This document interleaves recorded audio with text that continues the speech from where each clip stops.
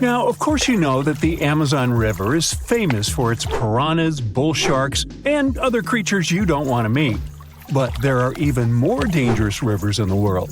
The deepest of them, the Congo, goes so far down in some sections that even light can't reach there. It's the only major river that crosses the equator twice and carries enough water to fill more than 13 Olympic-sized swimming pools into the Atlantic Ocean every second. Wow! Even the most experienced boaters have trouble passing through all of the river's strong currents, rapids in its upper part, and waterfalls and gorges in the lower section. The Congo currents are so fast and powerful that they even divide animals like mountains and oceans do. There are new species of fish evolving separately on the two banks as they can't reach the other side and breed with each other. One of the most dangerous types of fish living here is the Goliath tigerfish. These monsters, that grow up to 5 feet and travel at the speed of 25 miles per hour, are relatives of piranhas. Their mouths are full of vicious, razor-sharp teeth.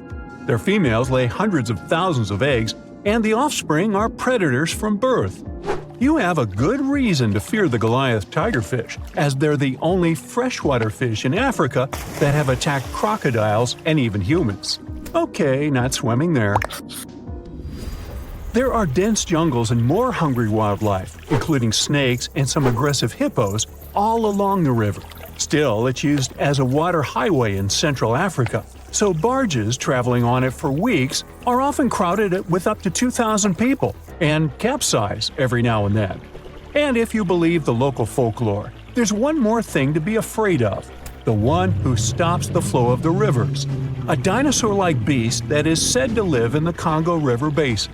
There have been over 100 sightings over the last century, but no one can provide solid evidence the beast is real.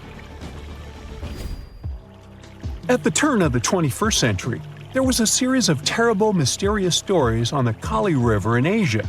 Something described as a mud-colored water pig would drag swimmers underwater in front of terrified eyewitnesses. British biologist Jeremy Wade stepped up to crack the case. He noticed that all the scary incidents were happening in one specific spot, stretching about 4 miles. Villagers told him this creature was growing big and bad from all the food it got. Wade examined the water with a depth sounder and thought it could have been a whirlpool. Then the monster dragged a domestic water buffalo into the water. The buffaloes are big and heavy, so the creature that attacked it would have to be super strong. Saltwater crocodiles don't go so far inland, and the most common local species of crocodiles don't live in cold waters. There were no bull sharks in the area either. Finally, Wade spotted several goonch catfish underwater. Some of them were human-sized. They couldn't capture these monsters with a regular fishing rod, but a special ceremonial construction did the job. The largest fish was 6 feet 7 inches long and 3 times the weight of an average gaunch. It was large enough to take down a human or a large animal, but Wade mentioned there could be even bigger ones living in the Kali River. The Orinoco River in South America is dangerous to navigate because of some crazy curves and strong underwater currents. It's easy to get lost here, even if you have your GPS on.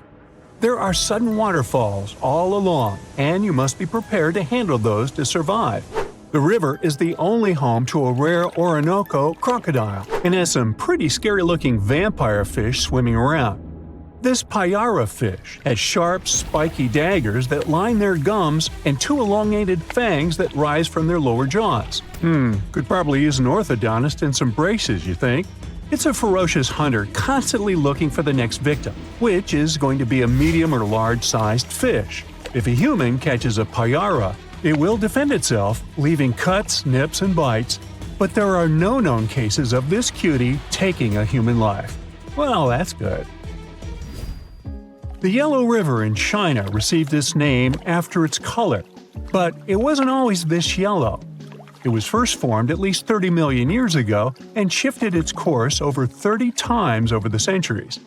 Yellow sediments moving downstream from a plateau in the distance transformed it from clear to muddy. This fine-grained substance piled up at the bottom of the river and formed natural dams. The huge amounts of water that the river carries need to find their way to the sea, and that's when major floods happened. taking several million lives in various epochs. The locals tried to solve the problem by building higher and higher levees, but it only made things worse. Water coming out of the river would now have nowhere to back up, as the riverbed was higher than the surrounding land. This even shifted the river's mouth. Now there are massive dams and dikes all along the river to try to contain it. The Piranha River is the second longest in Latin America and has many tributaries. They flow in from the highlands near the Andes, and there's a huge drainage in the wet season. This makes the river a perfect home for, guess what, piranhas. There are 30 to 60 species of these scary fish in the piranha waters. In late 2013, they attacked bathers cooling off by the water on a hot day. People started running out of the river as they felt something was biting them in the water. Luckily, no one lost their lives in the accident, but it's still considered one of the most audacious piranha attacks ever recorded. Biologists later determined that the type of piranhas, called palomates, was to blame for this, and humans had probably disturbed their breeding grounds. Well, the piranha also has a strong current that is tricky for boats and swimmers to overcome. Plus, it often floods, which can be dangerous for people living in the surrounding areas. The longest river in the world, the Nile, flows through 11 countries all the way into the Mediterranean Sea. Expeditions have spent centuries looking for its source, and no one still knows for sure where this mighty river begins. Adding to the mystery, the Nile takes an unexpected turn right in the middle of the Sahara. Scientists have figured out the reason is a massive underground rock formation from millions of years ago. The Nile has served as the most important water highway for civilizations through centuries, but it has some pretty dangerous inhabitants, like crocodiles that grow to be 20 feet long, which is slightly more than the height of an average giraffe. These bad guys can reach a speed of 30 miles per hour on land and take the lives of a couple hundred people every year. Hippopotamuses that also live here sometimes go after boats, and venomous snakes like the black mamba and the Egyptian cobra add to the mix. One of the most dangerous creatures on the Nile is the mosquito, as they carry around all sorts of diseases that affect hundreds of thousands of people. The Brahmaputra River in Asia carries waters from the mighty Himalayas. When the snows in the mountains melt, the river floods massively, causing landslides, displacing millions of people, and taking the lives of hundreds of animals in the nearby national parks. Such floods are also common during the monsoon season in India, from June to October, with heavy rains. The course of the Brahmaputra River is changed incredibly over the past 2.5 centuries. Erosion is another danger it's hiding. The banks of the river are mostly made of weak cohesive sand and silt, and even though the erosion rate has gone down, it is still the reason a lot of people lose their land and get displaced. The Brahmaputra is one of the few rivers in the world that has a tidal bore. That's a strong tidal wave that pushes up the river against the current where a river empties into an ocean or sea. And there you have it. In 1991, somewhere in the lush jungles of central Vietnam, a local logger found a mysterious hole among the foliage and bushes. He looked in there and felt a strong wind blowing into his face. Then he heard a strange sound from the cave depths and realized that it was the sound of a river. The logger didn't check the cave, but decided to go back there with a flashlight and a rope. When he returned, he couldn't find the cave anywhere. He spent a few years searching for it. Finally, in the 2000s, the logger managed to locate it again. In 2009, he brought scientists to this place. They found out the cave, called Doong, is the largest in the world. There's so much space here that you'll hear a long echo if you shout. Doong's main passage reaches 660 feet in height in some places, which is more than half as tall as the Empire State Building.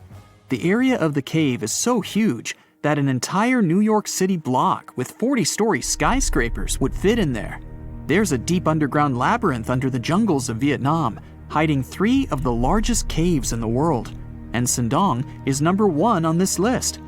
The vast space inside is filled with various plants, unique microclimates, and different landscapes. There's a real jungle growing underground. It became possible thanks to the collapsed ceiling in some places. It lets sunlight penetrate there from above. There are huge stalactites 250 feet high on the ceilings and walls, which is more than the length of a passenger Boeing. They've been here between hundreds of thousands and millions of years. Some limestone deposits are more than 450 million years old. It means they've existed since the time long before the dinosaurs. Besides the jungle, there are also many rivers in the cave. They were formed because of rainwater coming down from holes in the ceiling. These rivers are smooth and fast, like slides in a water park. But riding them isn't the best idea, since they can carry you into one of those long labyrinths that the cave is full of. And we still don't know where they're going. You may find yourself in another unknown part of the cave. This is what happened in 2018. 3 divers accidentally discovered new areas in Sindong. The cave turned out to be much bigger than everyone thought. They dove into one of the cave's lakes and reached a depth of 256 feet. At the bottom, they found a separate tunnel. Divers lowered a fishing line with a lead weight there and found out that this place reaches a depth of 394 feet, and the tunnel is more than half a mile long. We still don't know the exact size of the tunnel. Sindong also connects to another huge cave. There are lots of things you can see in Sindong besides underground labyrinths and rivers. You can find spacious rooms with lakes, and you can walk for hours along dark mountain corridors. This place is strikingly beautiful, but dangerous at the same time. And the coolest thing is that you can take a walk here. Since 2013, Sindong Cave has been open to tourists. It's not just an easy walk to take some selfies though. The expedition to the cave lasts for several days.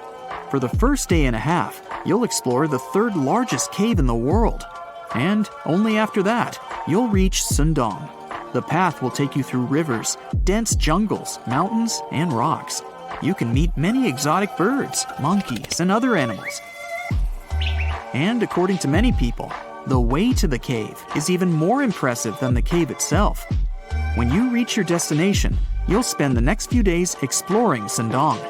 Together with other tourists, professional guides, and porters, you'll be sleeping in tents in different places in the cave every day. You'll see some stunning landscapes and, get ready for this, 400-million-year-old majestic fossils. There are also dark rooms with lakes that are good for swimming.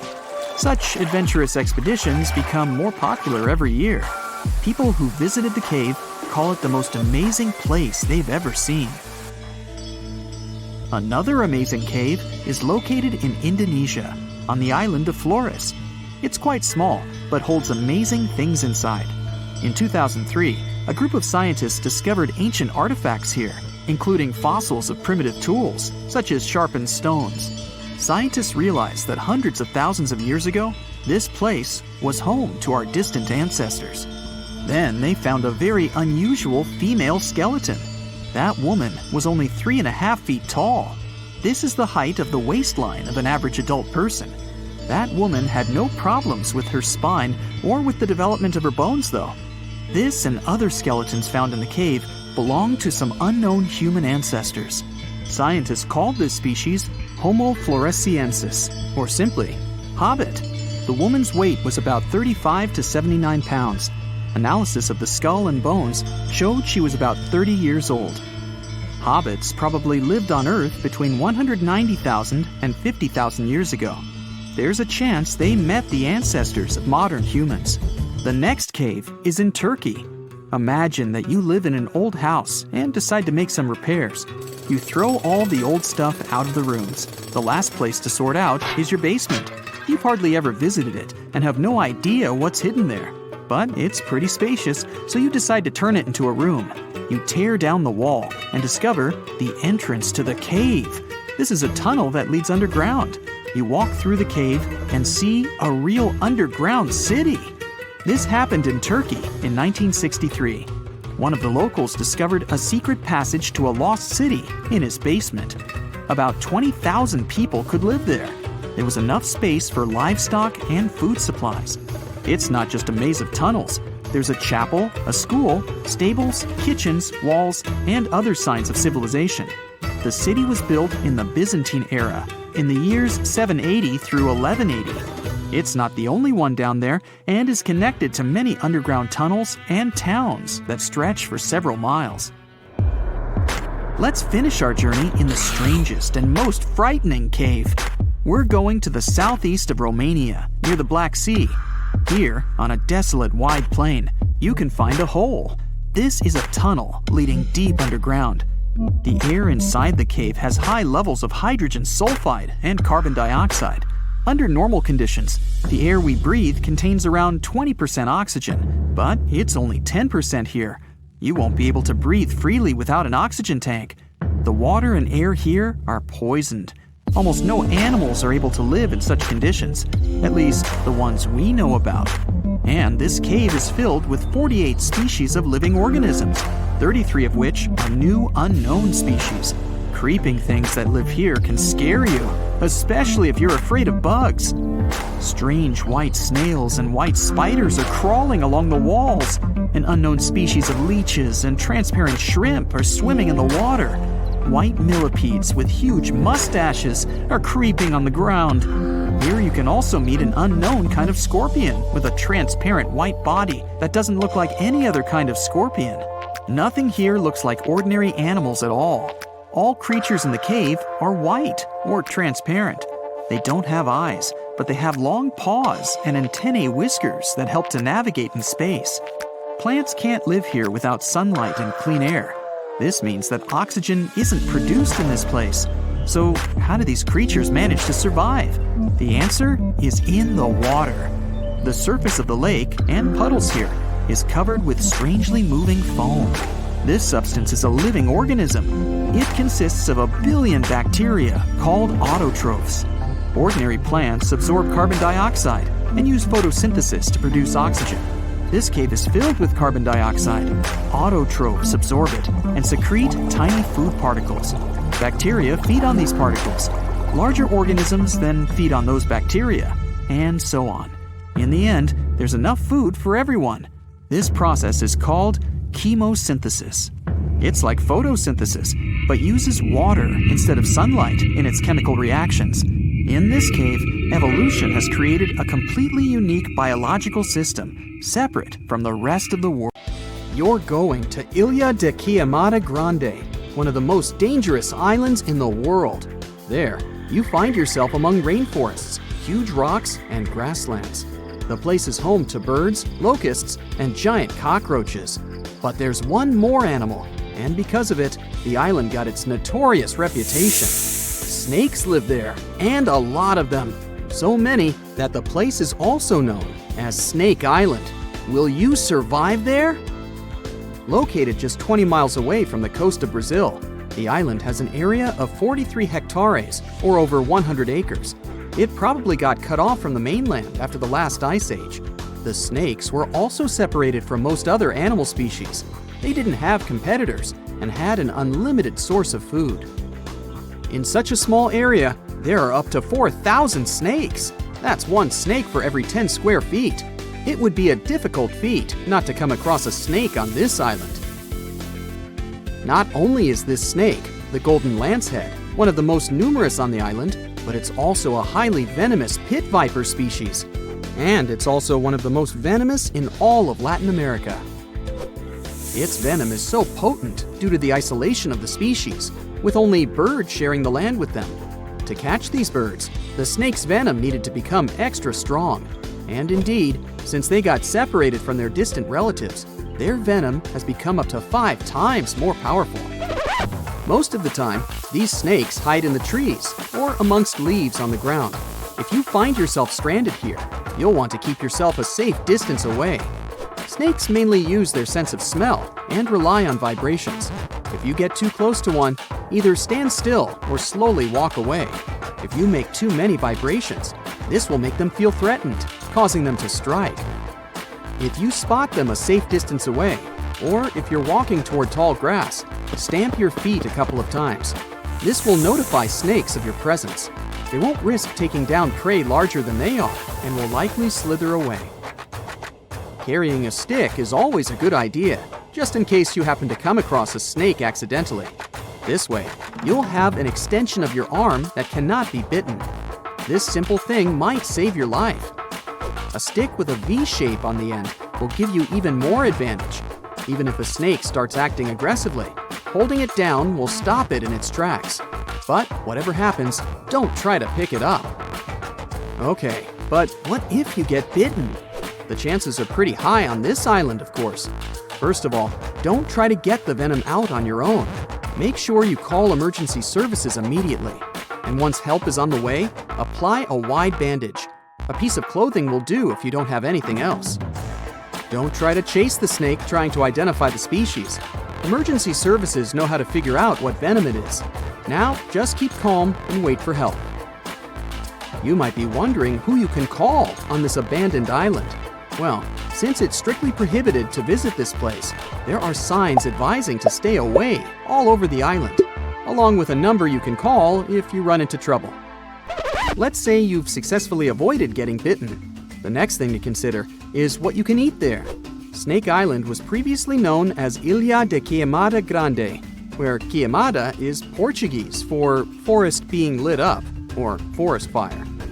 The reason for that was the fact that the entire island was deliberately set on fire to make room for a banana plantation. Unfortunately, the banana business didn't turn out to be a success, probably because farmers got sick and tired of snakes. But some banana trees still thrive today, and they can provide you with some much-needed nutrients. You'll also want some protein in your diet throughout your stay. Luckily, along with the snakes trapped on the island, there are also cockroaches. These giant prehistoric-looking roaches come out at night to feed on plants. Get that barbecue started and enjoy the rare delicacy this island provides. A great way to survive on the island is to avoid it altogether. If by chance you happen to be sailing past, keep in mind that this place was once connected to the mainland. Rocks beneath the waves are very likely to damage the bottom of your boat if you get too close. Make sure you keep an appropriate distance when traveling past. Sure, this island is intriguing, but please remember that no matter how close you get to it, you won't be able to see snakes from the boat. You can only see these creatures if you get close enough, which you really shouldn't do. And it's not only reptiles that make this location dangerous. Pirates visit the island quite often. Not the sea shanty singing peg-legged arr pirates, but bio-pirates who come there to capture the very thing that makes it so dangerous. They come there for snakes, to catch them and sell them illegally. Since the island got cut off around 11,000 years ago, the golden lancehead has evolved within its own unique habitat. So, although there are many reptiles on this island, they're still an endangered species. Due to their limited numbers, their value is very high, reaching up to $30,000 on illegal markets, which gives biopirates the motivation to catch them. I can think of better ways to make a living. Anyway, let's say you've got all the resources necessary to survive in one of the most dangerous places on Earth. Do you think you would manage this feat? Perhaps you think it's impossible. You'd be surprised at how possible it can be, if you know what you're doing. It turns out many have visited this scary place before. Research teams often come there. They study the golden lancehead snake, its environment, and its food sources for conservation purposes. But scientists always make sure there's a doctor on the team. There's also a lighthouse on Snake Island. It had been operated by people until the 1920s. Then it became automated. One guess why. Brazilian authorities visit the lighthouse once a year to make sure it's still functional.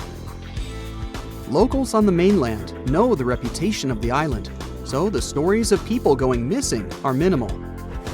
But one group of fishers once got too close to the island. As they were sailing along their normal route, they accidentally neared the shore. Their boat hit a rock under the waves and began filling with water. As the boat was quickly sinking, the men had only two options: to try to survive in the rough sea or swim to the shores of Snake Island. It was a hard choice to make. After all, they had heard the stories, and it wasn't just about snakes. Rumor had it that the island was cursed. Regardless of the stories, the fishers chose to take their chances with Snake Island. After making it to the shore, they tried to be careful. Their knowledge of the island could help them survive. Most importantly, they knew to avoid the rainforest at all costs. As the men got hungry, they carefully walked along the edge of the forest, warily collecting bananas. They were mostly sitting, waiting, and conserving their energy. They could only drink water when it rained. It was just enough to sustain them. They slept on the beach, unprotected from the elements and weather. And all the time, they were so close to the comfort of the lighthouse or caves. They were probably overly cautious, but it was either enduring some discomfort or risking their lives for a dry bed. They didn't yield to the temptation. They managed to survive for 3 days without being bitten by a snake. After that, a passing boat finally rescued them. So, now you know, anything is possible. You're strapped in a boat cruising down the Amazon River with the sun scorching hot. As you check out your map, your boat starts rocking back and forth. The water is starting to get more intense, so you hang on for dear life. You tuck your map in your pocket and try to take control of your boat. You strike some jagged rocks and duck low to avoid tree branches. Your boat strikes a large rock out of nowhere and capsizes. You're swimming in the murky green water. While you're trying your best to get ashore, your boat gets washed away. Underneath the water lies a whole new world of bizarre and dangerous animals. Candiru fish are snake-like creatures that can grow up to 16 inches long. Arapimus can weigh more than an adult male and are taller than most basketball players. They're the biggest freshwater fish in South America. They have a hybrid gill system that forces them to pop up to the surface every 5 to 15 minutes to breathe in oxygen for their large swim bladder. You swim out of the raging water and dry yourself off. Oh no, your map is completely soaked. There's no way you can get to your destination without it. You venture into the thick rainforest, shoving the branches and leaves away. As you get deeper, you notice something on a tree. It's barely moving, but it's got sharp claws and a raggedy coat. It stretches its arm to another branch and tries to pull itself up, ever so slowly. Sloths sleep more than half their days and only head down from trees once a week. They're so motionless, they sometimes grow algae and moss on their fur. The rainforest gets denser with each step until there's barely any sunlight illuminating the path in front of you. You notice a figure following you. With every branch you step on, you can hear a faint sound right next to you creeping around. You start walking a bit faster, and the sound catches up with you. You make it out of the dense part and tread along a narrow path until you reach a cliff. You can't walk normally here, so you pin against the wall and walk sideways to cross the hills. You slowly move across with the river 30 feet below you. You move your right foot, and some rocks fall into the river. You keep going and misstep. You're about to fall, but you hold on to a large tree branch and pull yourself up. You notice a couple of colorful poison frogs inches away from your fingers. Touching any of these frogs can be extremely dangerous and harmful, despite their amazing color patterns. The golden poison frog is one of the most poisonous animals in the world. One of them hops right next to you, so you let go of the branch and fall back in the river. The river is washing you down until you reach a calm current. Underneath you is a swarm of piranhas swimming with their sharp teeth. The red color on their skin is unmistakable, so you swim off like an Olympic athlete. Piranhas will eat anything that gets in their way, no matter the size. You grip onto a log and climb up a small rock to catch your breath. There's a huge electric eel underneath the rock. Despite their name, they're more related to catfish than eels. They use their powerful 600 volts of electricity to defend themselves and catch food. You're stuck, unless you're like the common basilisk that can run on the water like a jet ski. These incredible lizards have special webbing on their toes and can run the distance of a basketball court. You hop on a bunch of rocks until you reach the land. You continue walking along the riverbank until you come across a moving rock. You rub your eyes and see it moving again. It's a dinosaur-looking turtle that resembles a crocodile with armor. The mata is a freshwater turtle that disguises itself with its surroundings to catch prey. Their heads stretch longer than their bodies. You shimmy your way past it and continue. You head back into the rainforest and find a spot to rest. Wait, there are giant ants everywhere. They're the biggest ants in the world and can produce one of the most painful stings out there. even comparable to a wasp's sting. You immediately get up and find another place to rest. As you continue walking along, you notice the same feeling of something following you. You can hear some leaves rustling, but it's getting dark, and there's no way of telling. You find a nice little spot to build a campfire and catch some Z's, but in the Amazon, everything is a threat, except for those cute capybaras wandering around. They live in groups next to water sources. They're also the biggest rodents in the world. You don't need to worry about them if you're stuck in the middle of the Amazon rainforest. Suddenly, you feel something slithering up next to you. You look down and see a massive green anaconda just about to constrict you. They are the heaviest snakes in the world and can grow up to 20 feet long and have a huge appetite. You get up and sprint your way out of there. All right, you found a decent cave to crash in.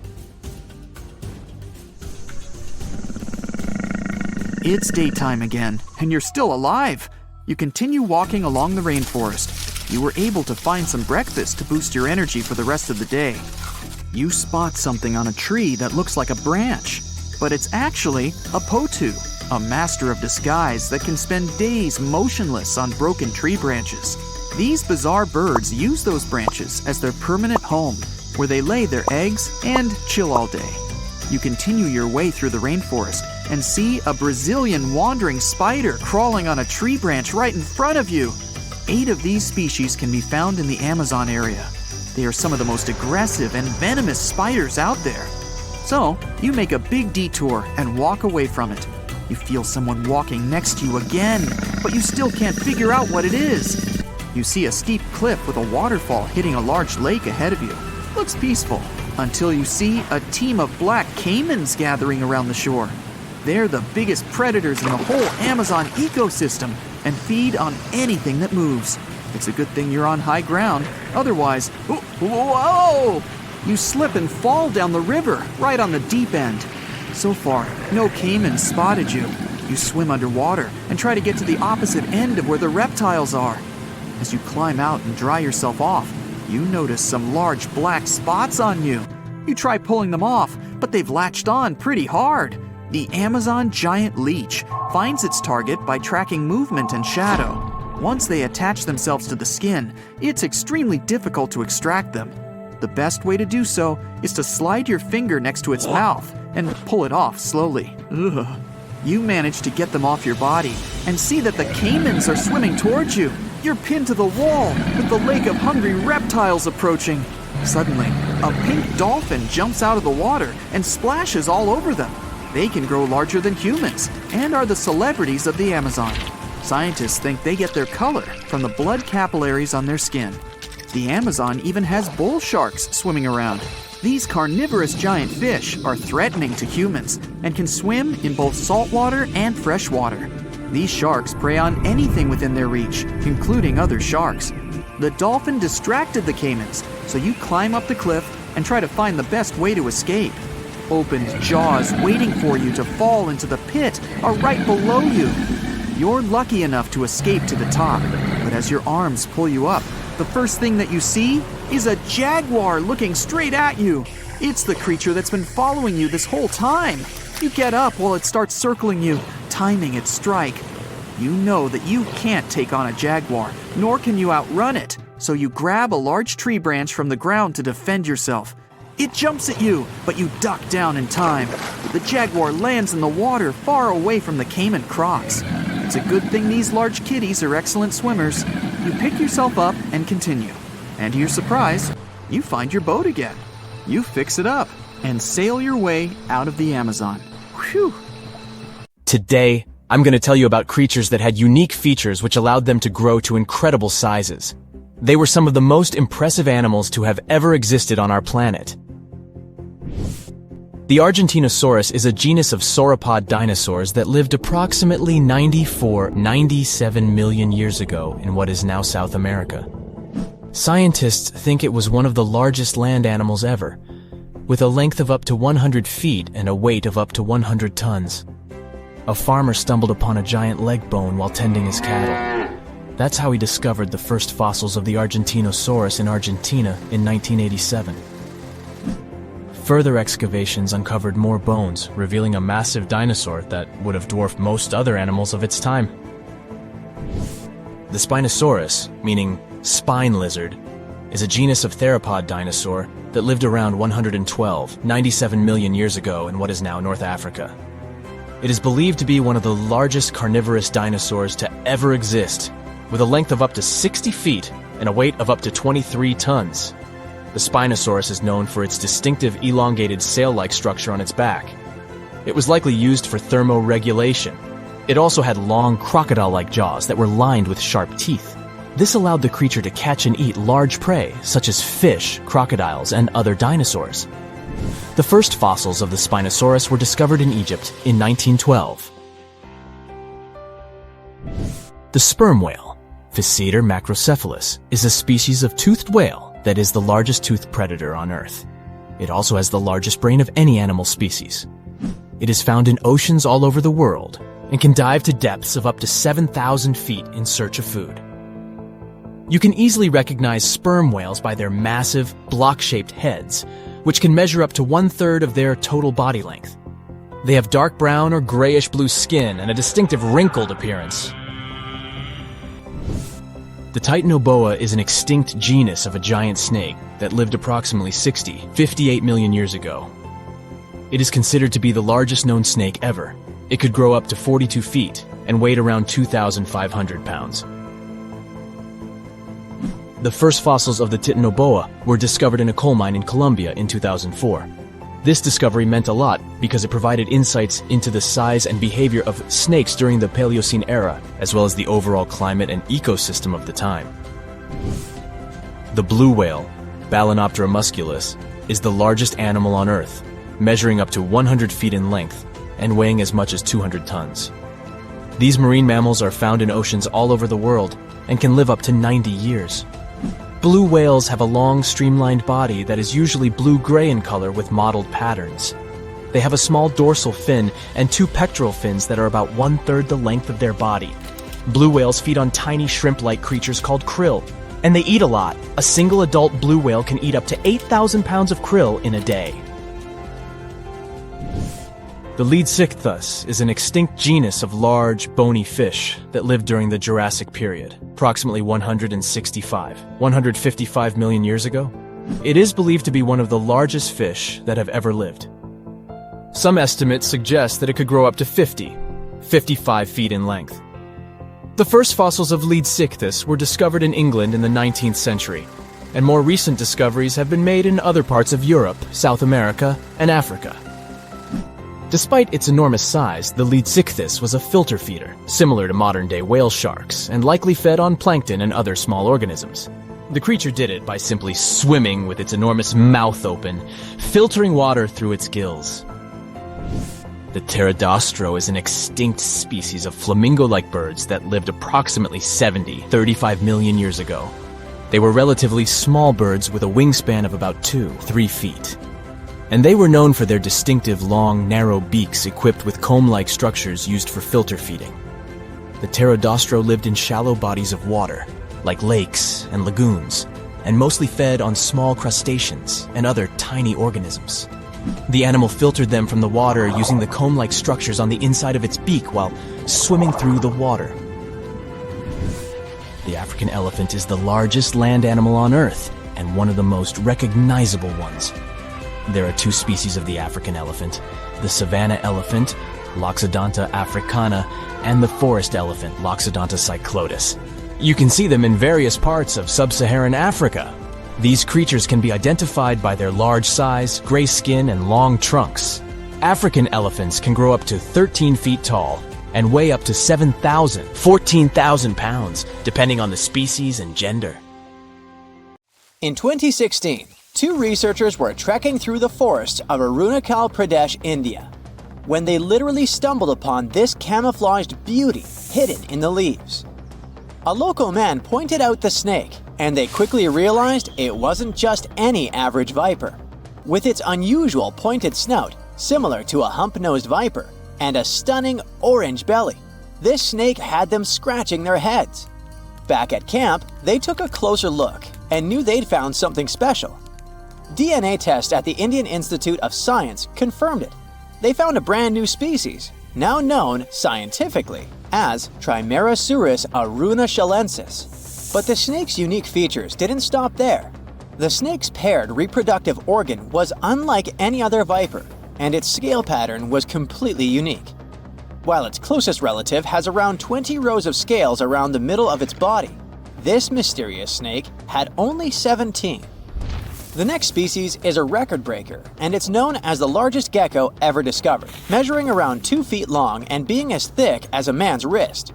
The only known specimen of Delcourt's giant gecko is currently in France, but its exact origins are still a little bit of a puzzle.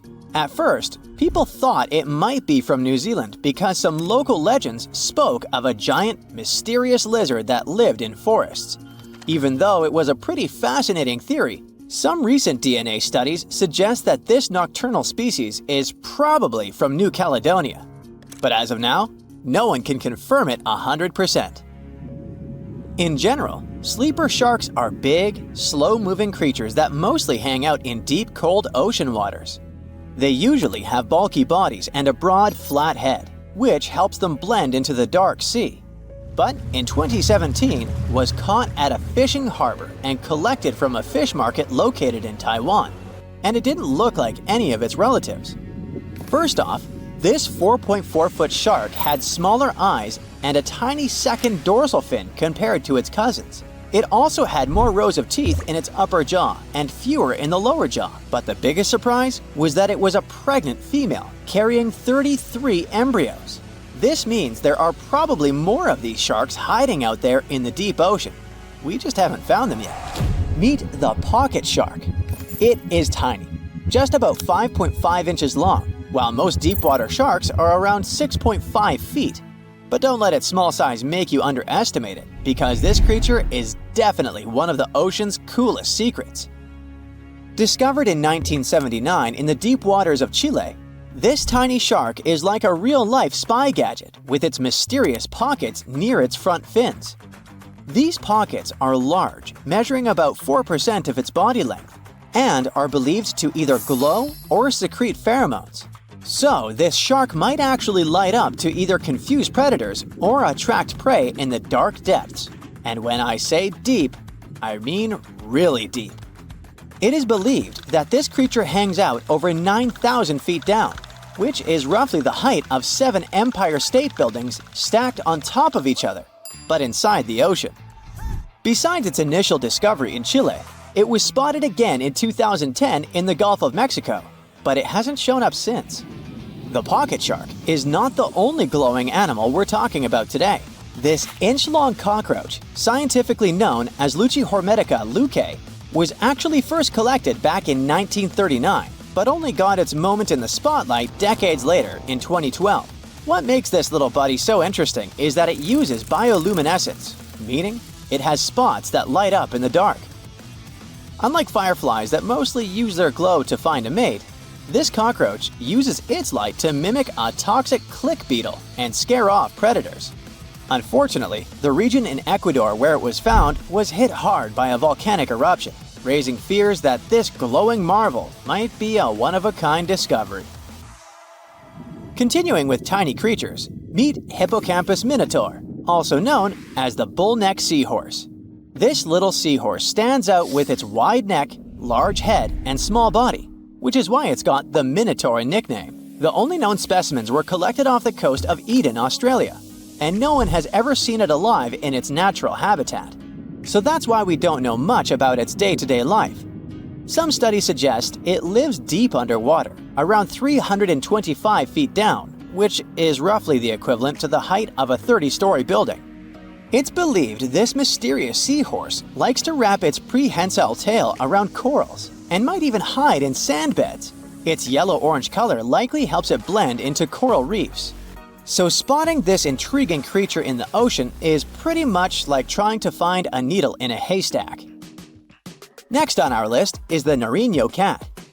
In 1989, a single specimen of this mysterious spotted feline was discovered in Galera's volcano in southern Colombia. This little guy had a short tail with 7 black rings and a black tip. and its fur was absolutely unique, being more reddish than that of its relatives. Understanding that it wasn't an ordinary animal, researchers decided to visit a bunch of museums all over Latin America to find similar felines, but they came up pretty empty-handed. Then, DNA analysis confirmed that it was unlike any other known cat, having split from its closest relatives around 1.9 million years ago. The Bogota sun angel is a hummingbird with a stunning purple color and black flight feathers, plus a bright green chin and crown. For years, we only knew of one specimen that was bought in Bogota, Colombia back in 1909, and that was pretty much it. Nobody knew much more about this beautiful and mysterious bird. But that changed in 2017, when a study decided to analyze its DNA once again. The results suggest that the Bogota sun angel might not be a completely separate species after all. It looks like it is actually a hybrid, meaning it was a mix of hummingbirds from two different species. And it's likely that its mother was a long-tailed sylph, which is a gorgeous hummingbird that mostly lives in the Andes in South America. The spotted green pigeon, also known as the Liverpool pigeon, is like the unicorn of the bird world. It was first described in 1783 by an English physician named John Latham, who saw it once and that's it. Since then, no one has ever doubted that it was a pigeon, and many researchers were convinced it was a distinct species. But recent DNA studies revealed that this bird could actually be closely related to the famous dodo. You know, that chubby, flightless bird from Mauritius that looked like a giant pigeon with a quirky beak.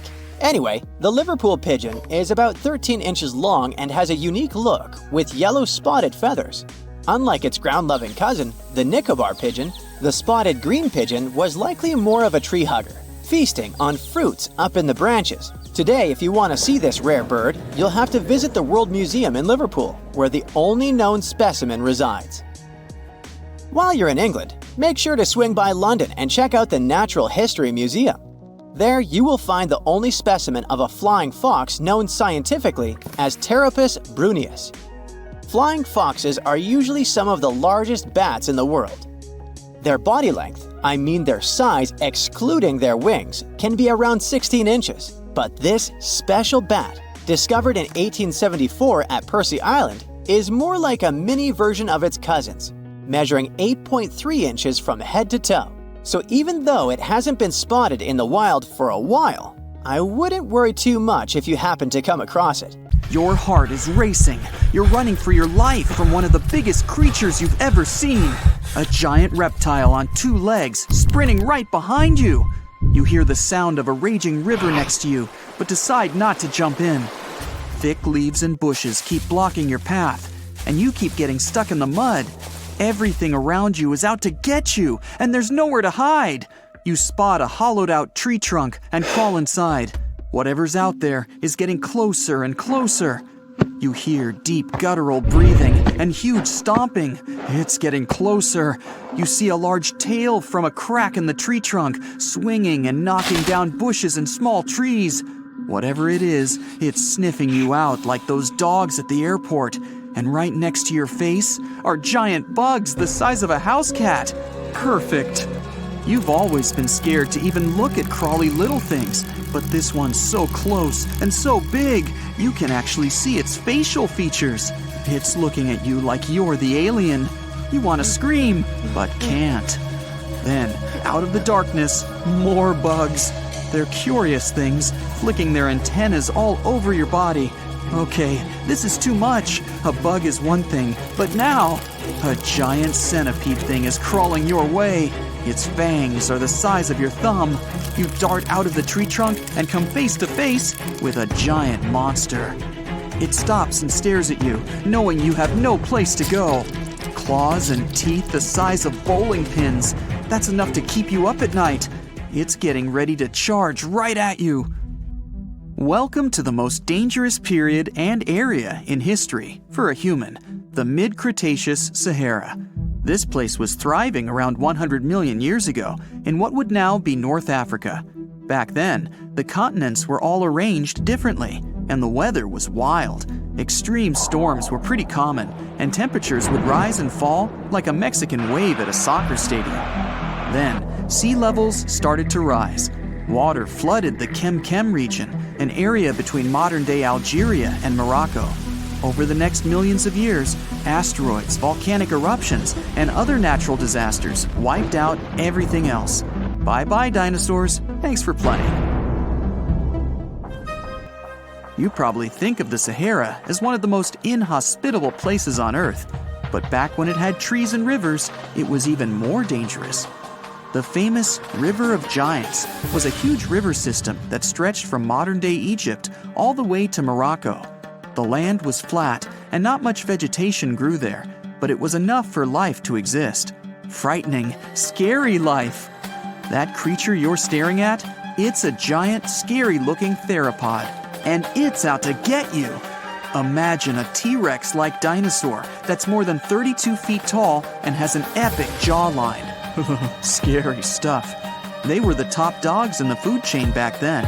And that's why this place and period in history was so unique. The entire area had an incredible imbalance between hungry dinos and poor little dino snacks. There wasn't enough food to go around. Scientists were never able to find much evidence of herbivores. That means it might have been a royal rumble of carnivorous creatures waiting to pounce on each other at any moment. So, after a while of having a stare-down contest with a giant theropod, a shadow creeps up on you from behind. You're too scared to turn around, but the growling is louder than anything you've ever heard. It shakes you to the core. You turn around and see a Spinosaurus, and that's about all you can see. You know how they always show the T-Rex as the king of the dinosaurs? Well, this one would be, what, the emperor? It stands about 50 feet tall and has a sail of scales on its back, the size of a regular human. Then add in a crocodile-style snout with razor-sharp teeth and some short, powerful legs. Its diet mainly consists of river fish, but it's looking at you like you're a delicious fish taco. The two alphas are now in a standoff, with you stuck in the middle. But before you close your eyes and get ready to be eaten, they begin fighting each other, knocking down trees. You tiptoe your way out of there and run. The further you go, the better, right? Wrong. Not here, because everywhere you go, there's going to be something dangerous. During this period, there was danger in the sky, in the water, and on land. There were small mammals scurrying around here and there, but they mostly stayed in the shadows to avoid danger. After 5 minutes of running as fast as humanly possible, you make it out of the forest and onto an open plain. Bad move. Now there's nowhere to hide. Suddenly, you hear another shriek. You look behind you. Nothing. It's just short grass everywhere. Then you tilt your head up to the sky and see what looks like a giant bird. Only these are technically flying crocodiles. There were plenty of huge pterosaurs that ruled the skies. Alanqua saharica was a flying reptile that may have eaten fish in the river. Those fish must have been tasty. It had a huge wingspan and long, slender jaws. Oh, and it was the size of a small bus. This one found you and is racing down to catch you. You run for your life, again. And this time, there's no place to hide. Suddenly, you feel talons grasping onto you and you're lifted off the ground. You soar up. If you weren't scared out of your mind, you might have noticed how beautiful the giant river channels below you are. The Alanqua maneuvers like a fighter jet, headed for the mountains, dodging all obstacles. You see a large nest with some mini beasts in it. They're hungry and as large as you. Not a great combination. You try to break free, but it's impossible. The creature drops you in the middle of the nest and flies off. You try to cover yourself, but the little ones keep pecking away. It's only a matter of time before it's too late. You look down below you and see the river.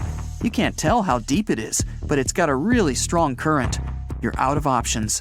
You dive into the raging river and get dragged along with the current. Safe for now-ish. Imagine it's 2021. You're walking along one of the hottest and driest places on Earth, the middle of the Sahara Desert, only to find fossils of oversized fish. They ranged from bite size to bus size. Even freshwater sharks lived there. These weren't your average little fishies. Judging by their teeth, those guys meant business. You might even find a giant sea turtle swimming around. Okay, back to your wacky adventure. Luckily, you wash up on a safe sandy part of the river where you're able to relax. You drink some river water and try to find a safe place to make camp. Every noise you hear makes you jump. You sit down and try to enjoy the calmness of ancient Earth. Just when you feel you can finally catch your breath, you see a Spinosaurus walking along the river on the prowl. You run off and hide under a bush. It passes you by.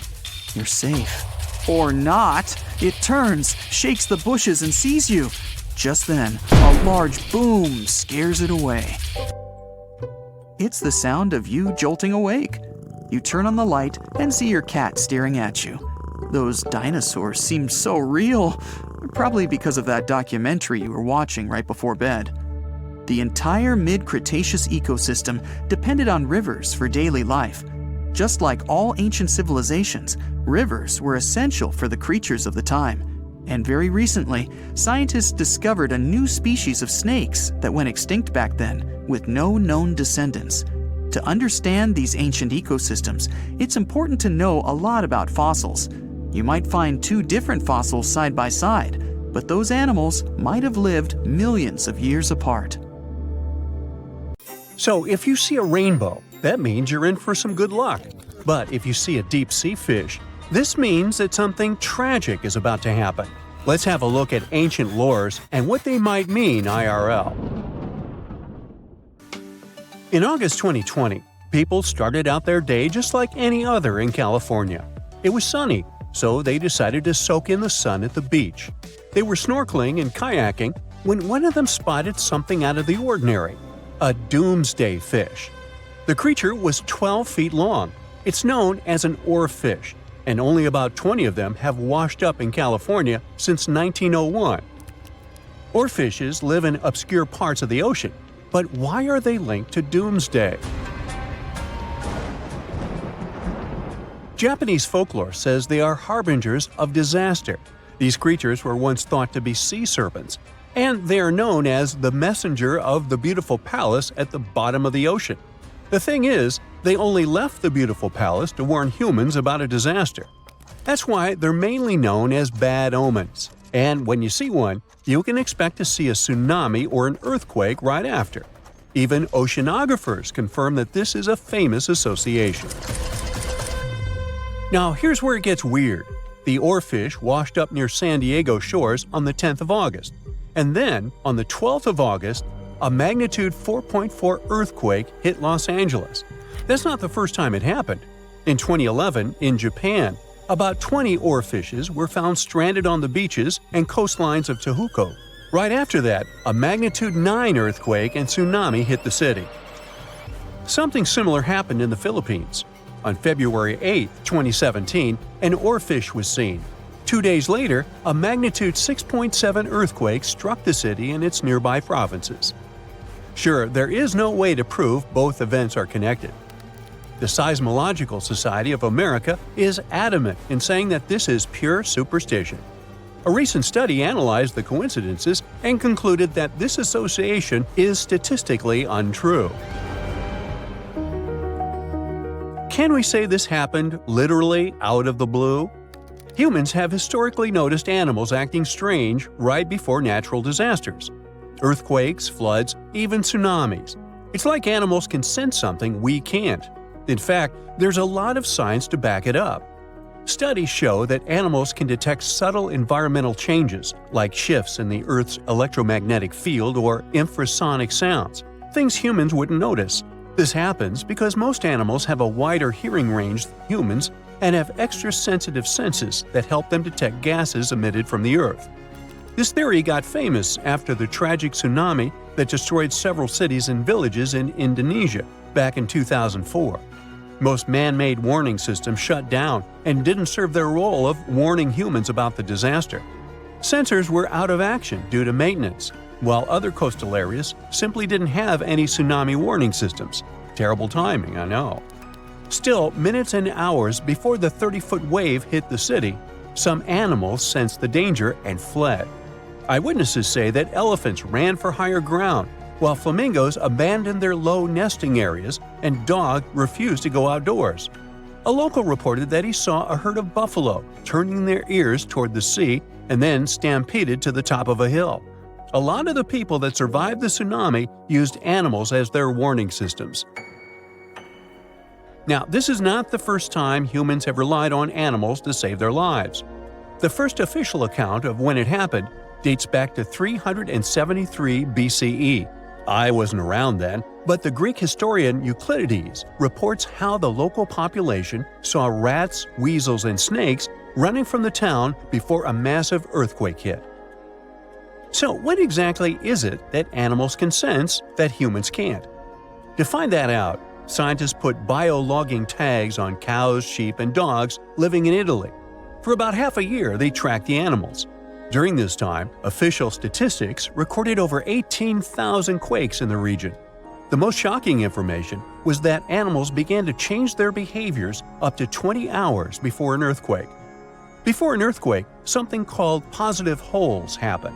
It's an electric charge that flows from the crust up to the surface of the Earth. They can change the air molecules above where they appear, and animals can pick up on them. There's also evidence that animals might sense changes in groundwater. Before earthquakes, the stress in fault lines can release radon gas, which could alter the chemistry of groundwater.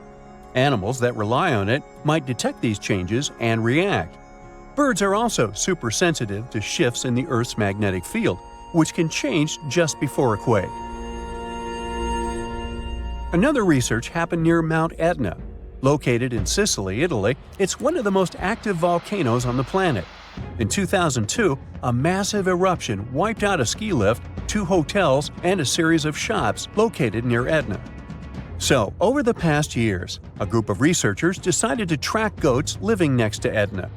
Their big aha moment came in 2012, when the goats started to act erratically 6 hours before Etna started to spew lava. These researchers were able to retrospectively predict around 7 disasters over the course of 2 years, all thanks to these goats. Back in 2014, a group of scientists studying golden-winged warblers in Tennessee noticed something odd. The birds had taken a detour from their customary breeding grounds. These little birds flew 435 miles from the Cumberland Mountains, where they had just arrived after flying over 3,000 miles from South America. Right after the birds left, a series of more than 80 tornadoes struck the area, causing over $1 billion in damage. What these birds did is something scientists call an evacuation migration. They sensed the tornadoes coming from over 250 miles away. Infrasound is a big disaster giveaway. Storms and tornadoes make very strong infrasounds that can travel thousands of miles from the storm. Now, infrasounds are low-range frequencies, anything ranging below 20 Hz. With our normal set of human ears, we would never hear this. We have an average hearing that ranges from 20 Hz to 20,000 Hz. That means you can hear something like a very, very low bass note or as loud as the buzzing of a mosquito right next to your ear. An elephant's hearing range can reach below 20 Hz. This would make elephants expert at detecting disasters. Scientists also think that detecting infrasound is what helps birds dodge storms when they must cross the ocean. You see, the Pacific Ocean is known to not be at all passive. Although courageous humans venture to cross it, they're usually met with severe storms and conditions that their satellite instruments sometimes can't detect. Meanwhile, there's an ongoing project from France's National Museum of Natural History that is tracking more than 100 birds on their annual crossing over the Pacific. With the help of the International Space Station, they're trying to understand how these little creatures respond to natural hazards en route. But not everyone's convinced. Some scientists argue that while animals might be sensitive to environmental shifts, predicting disasters based on their behavior is too risky. The U.S. Geological Survey has pointed out that many reported cases of unusual animal behavior before disasters are anecdotal, meaning stories and reports, and large-scale studies have yet to prove a direct link. Although humans don't have these super capabilities of predicting disasters, we have some things that might help us. Notice this. The next time you're in a place where lightning is going to hit, your hair will give a sign. If it stands on end, this means that lightning is aimed toward your beautiful person and is about to hit you. So run, find shelter, get inside a house. That's the best you can do in a situation like this. You decided to go scuba diving for the first time. The water is clear and the sun is shining on the seabed. You take a few selfies and the fish swimming by when suddenly the ocean goes pitch black. You look up and, oh my, what is that gigantic animal? It's definitely not a shark, not a whale. Is it a turtle? Yup, but fear not, it's not gonna hurt you. If you had lived on this same Earth about 72 million years ago, then maybe this could have really happened to you. Scientists have recently found the fossils of a gigantic marine turtle that could have grown as big as 12 feet. If you don't have any idea of how big that is, let's see some examples. That's the average length of a hippopotamus, 6 golden retrievers, or 2 Michael Jordans stacked on top of each other. The turtle's scientific name is an homage to that old-school sea monster called Leviathan. Maybe you remember this from old-school history lessons. The Leviathan is supposedly a mythical creature that would swallow entire ships or people that were deemed too greedy by the creature. Can you imagine being swallowed by this humongous sea turtle? No, thank you. The fossils of this gigantic creature began to be excavated between 2016 and 2021, all the way in northeastern Spain. The first fossil was located by a hiker in the Spanish Pyrenees, and it was around 8 inches long. The pelvis of this turtle alone measured around 35 inches. It would definitely be one of the biggest turtles today if it hadn't gone extinct. FYI, the largest living sea turtles today can reach up to 6 feet in length, which is already pretty big. Now, how about a gigantic prehistoric scorpion? I bet most people here are not huge fans of these creatures, especially since they're poisonous, which is why the thought of a 9-foot-long aquatic scorpion might be the stuff of nightmares.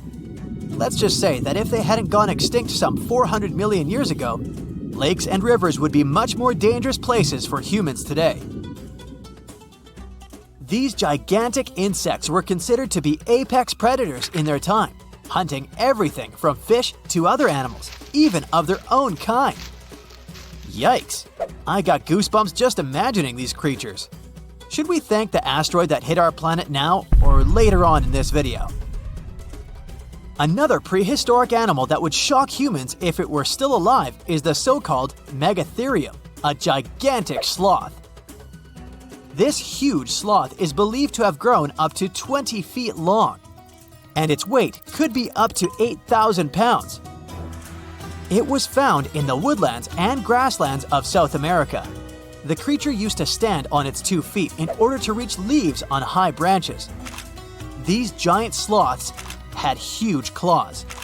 They helped them climb trees. I gotta say, I feel uncomfortable imagining these elephant-sized sloths climbing trees. Oh, of course, some dinosaurs will make our super-sized creatures list. But before that, here's a fun fact. Did you know some dinosaurs are still alive today?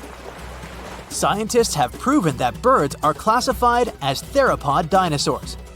Such infamous creatures as the T-Rex and Velociraptor belonged to this group. I'm sure you've heard these names even before you watched Jurassic Park. The Velociraptor is that scary dino that breaks into the kitchen. Well, they evolved, gained some feathers, and turned into various species of birds we know today. That means that any bird from chickens to those little blue ones is a direct descendant of dinosaurs. Now, does the name Spinosaurus ring a bell? You can see this huge dinosaur in some museums today. Its fossils, I mean. The Spinosaurus was one of the biggest land predators to walk Earth. Actually, to walk its land and water, since scientists believe that this dino was semi-aquatic. It fed mostly on meat, which means humans would be its natural prey if it lived today. This meat-eating dino lived around 90 to 100 million years ago. It was about 60 feet long, 12 feet high, and weighed up to 22 tons. Its head was around the size of 8 bowling balls and was shaped like a crocodile's face. Basically, the Spinosaurus was a big African elephant with the face of a crocodile. Just kidding. But that would look funny though, wouldn't it? A much more attractive dino was this guy. It's considered to be the largest dinosaur that has ever lived on our planet. What made it so big was its extremely long neck and very long tail. You wouldn't want to stand behind this creature, believe me. If it decided to swish its tail, you'd get catapulted very far away. This creature lived around 100 million years ago, and its fossils were first found in Argentina around 2012. The dino measured 120 feet from head to tail, which made it almost as big as an American football field in width. And have I mentioned it weighed almost as much as a space shuttle? A staggering 75 tons. If it had been a carnivore, it would have probably been the greatest predator. But this big guy was a peaceful herbivore that had such a long neck that it could eat leaves from high trees. Cute, right? We must also talk about the Shastasaurus. As the name suggests, this animal is popularly known as the Mount Shasta lizard.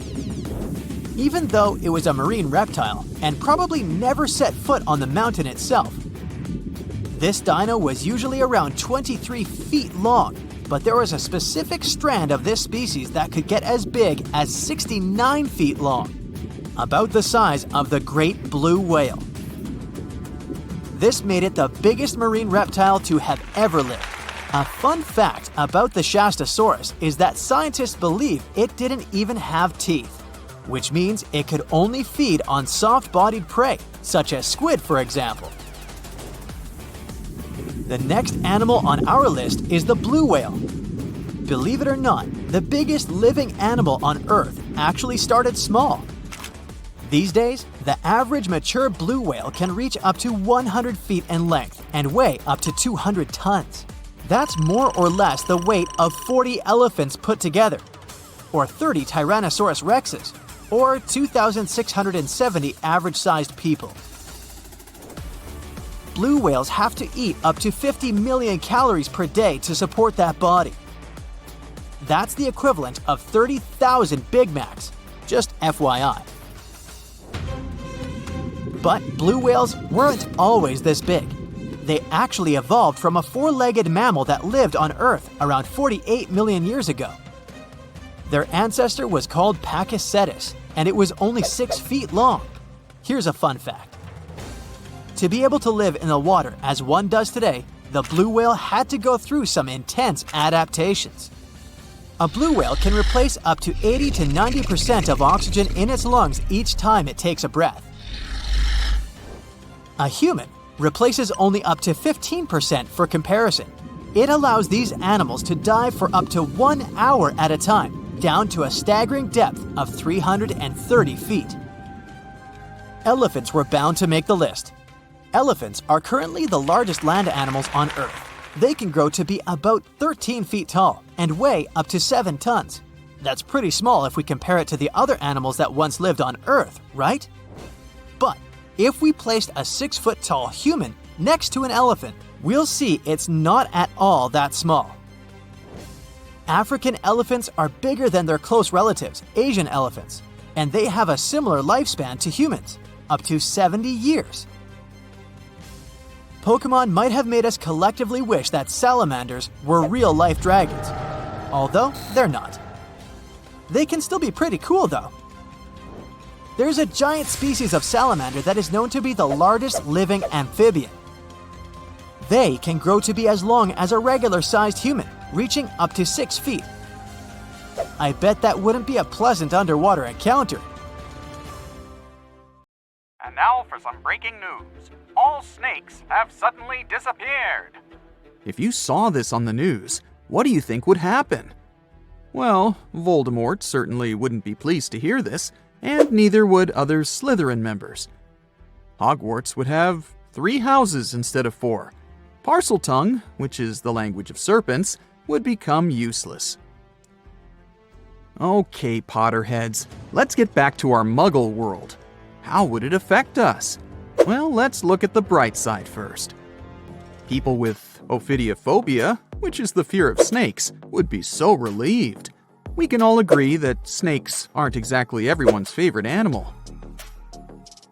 Some snakes are venomous, and this doesn't help save their reputation. It's often overlooked that these animals usually prefer to retreat when you encounter them. They can become defensive if threatened, but when left alone, they don't want to mess with you. Try telling this to people with a phobia, though. Now they can enjoy outdoor activities, such as mountain climbing, like everyone else. And yet, they would have other worries in the absence of these serpents. The design of the ecosystem works like a clock. Every species has an important role. If one goes down, the others will be affected. Snakes are no exception to this order. They primarily snack on mice or rats. They help to control rodent and other small mammal populations. This is important in terms of preventing the spread of diseases, too.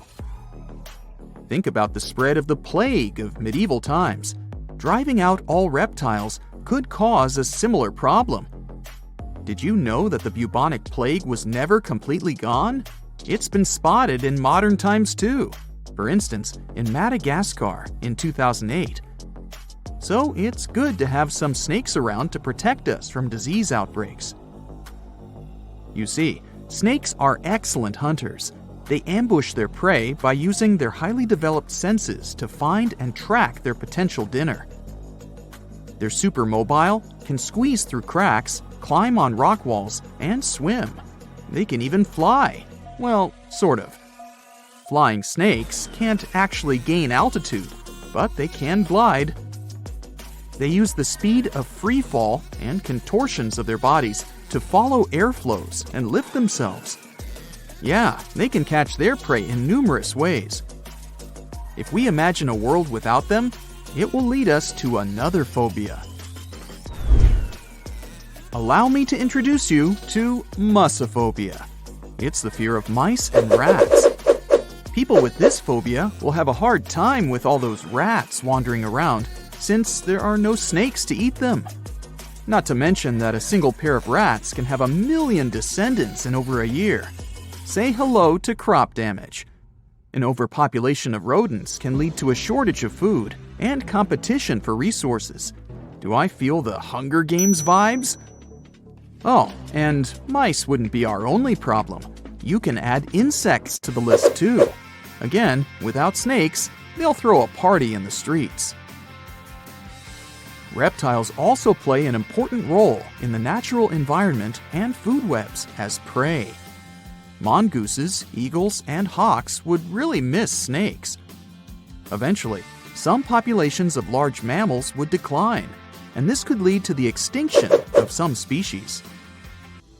Then there's medicine. Scientists and researchers would miss these creatures. Snake venom is the key to the development of certain medicines. For example, some diabetes and heart disease medicines have been derived from snake venom. Patients who need them will get affected too. When we mention snakes and medicine, there's something else that comes to mind. Botox. Is it really snake venom? Nope. Snake venom used in skincare isn't obtained from the animal itself. It turns out that this ingredient is called snake.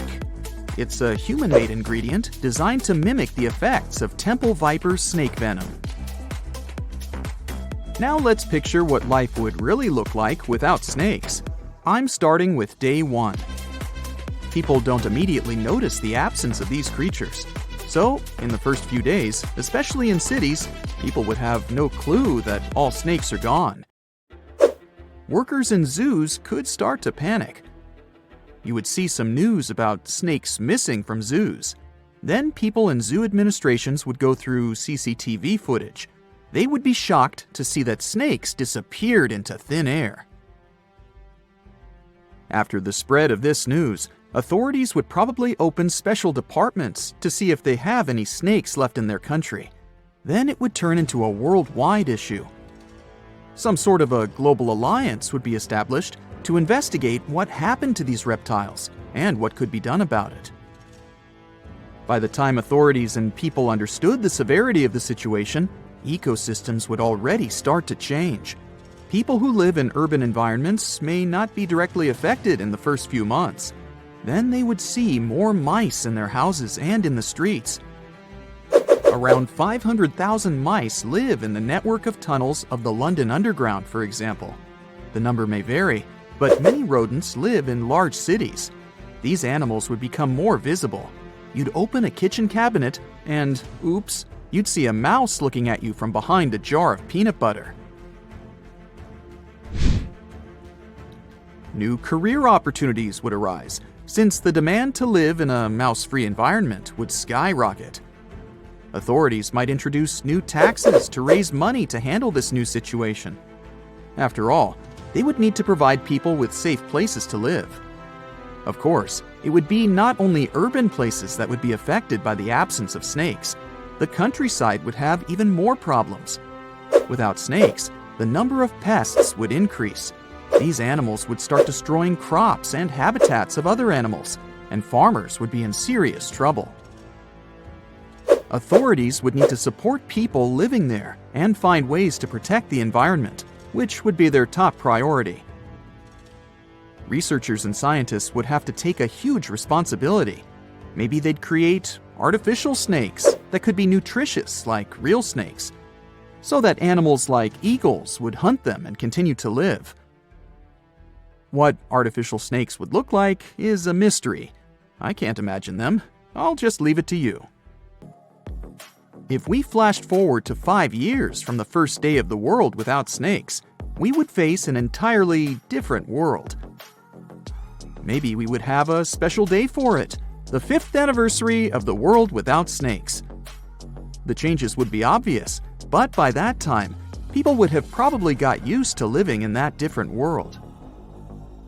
Some restaurants would have already made changes to their menus. Goodbye to snake soup. Then there would be new museums dedicated to snakes. You'd be able to read about the story of their evolution and see their fossils. Maybe you'd stop by the museum souvenir shop to buy a snake-shaped pen for your friend. Lastly, we would still be looking for alternatives to snake venom in the field of medicine. I mean, it's a relief for people who show allergic reactions to snake bites, but these animals are crucial for some studies and medicines. So, researchers would still be busy trying to find alternatives that could replace snake venom.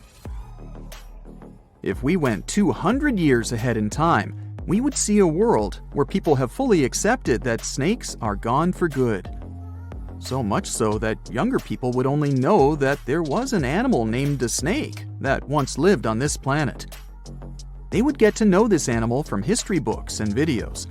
Coloring books would have a cat or a dog, but not a snake. Mythical creatures like Medusa and Shamaran would become even more mystical and interesting.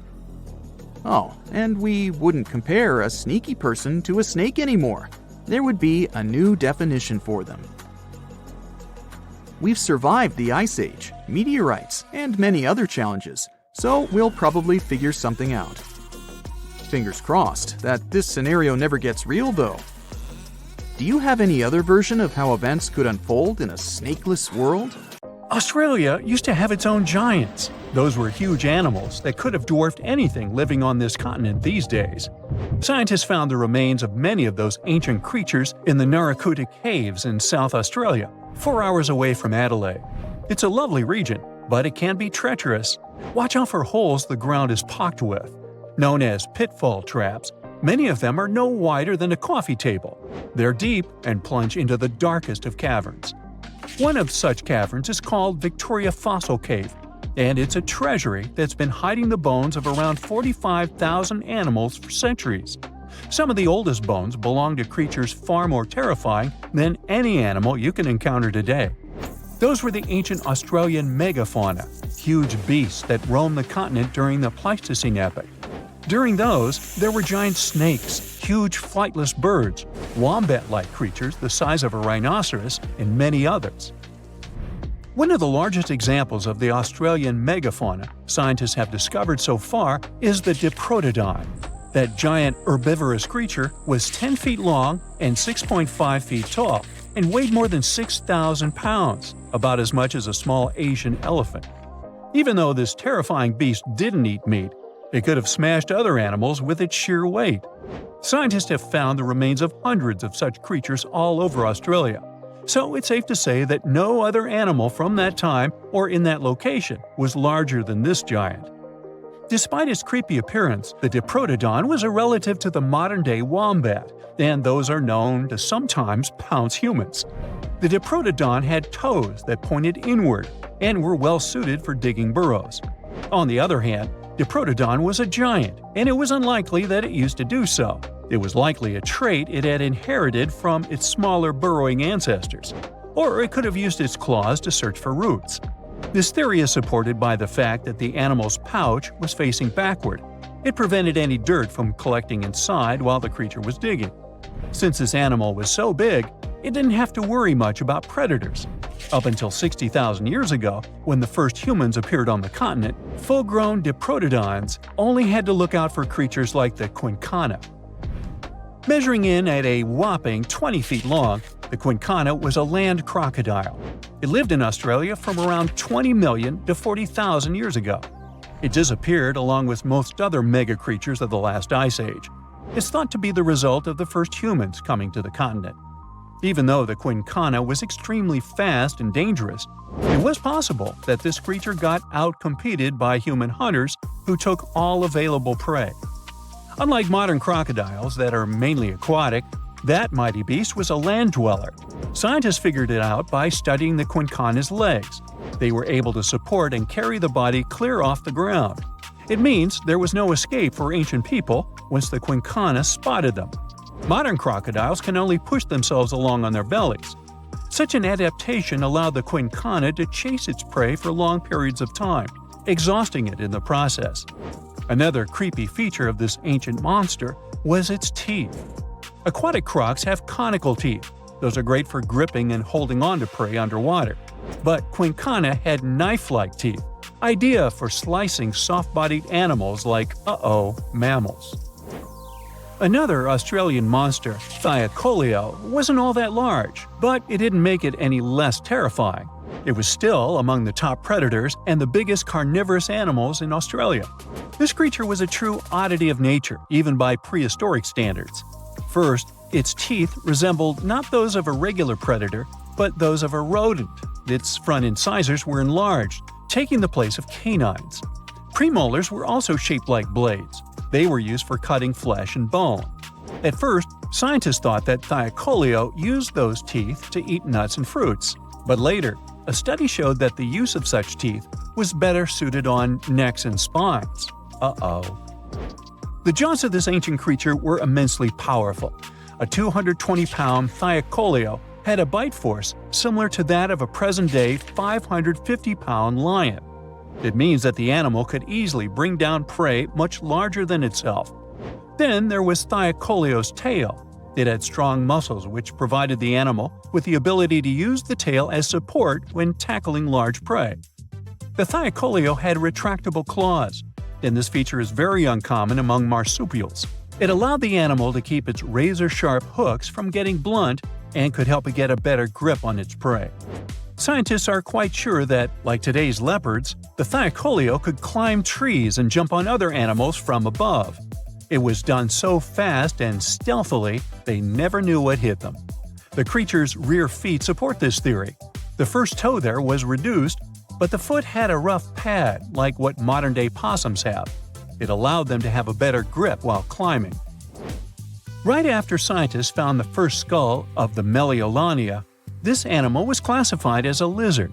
That's why its name translates to small groomer. But after they discovered more complete fossils, it turned out that the Meliolania was a giant turtle. But that's not all. It was one of the largest land turtles to ever have existed.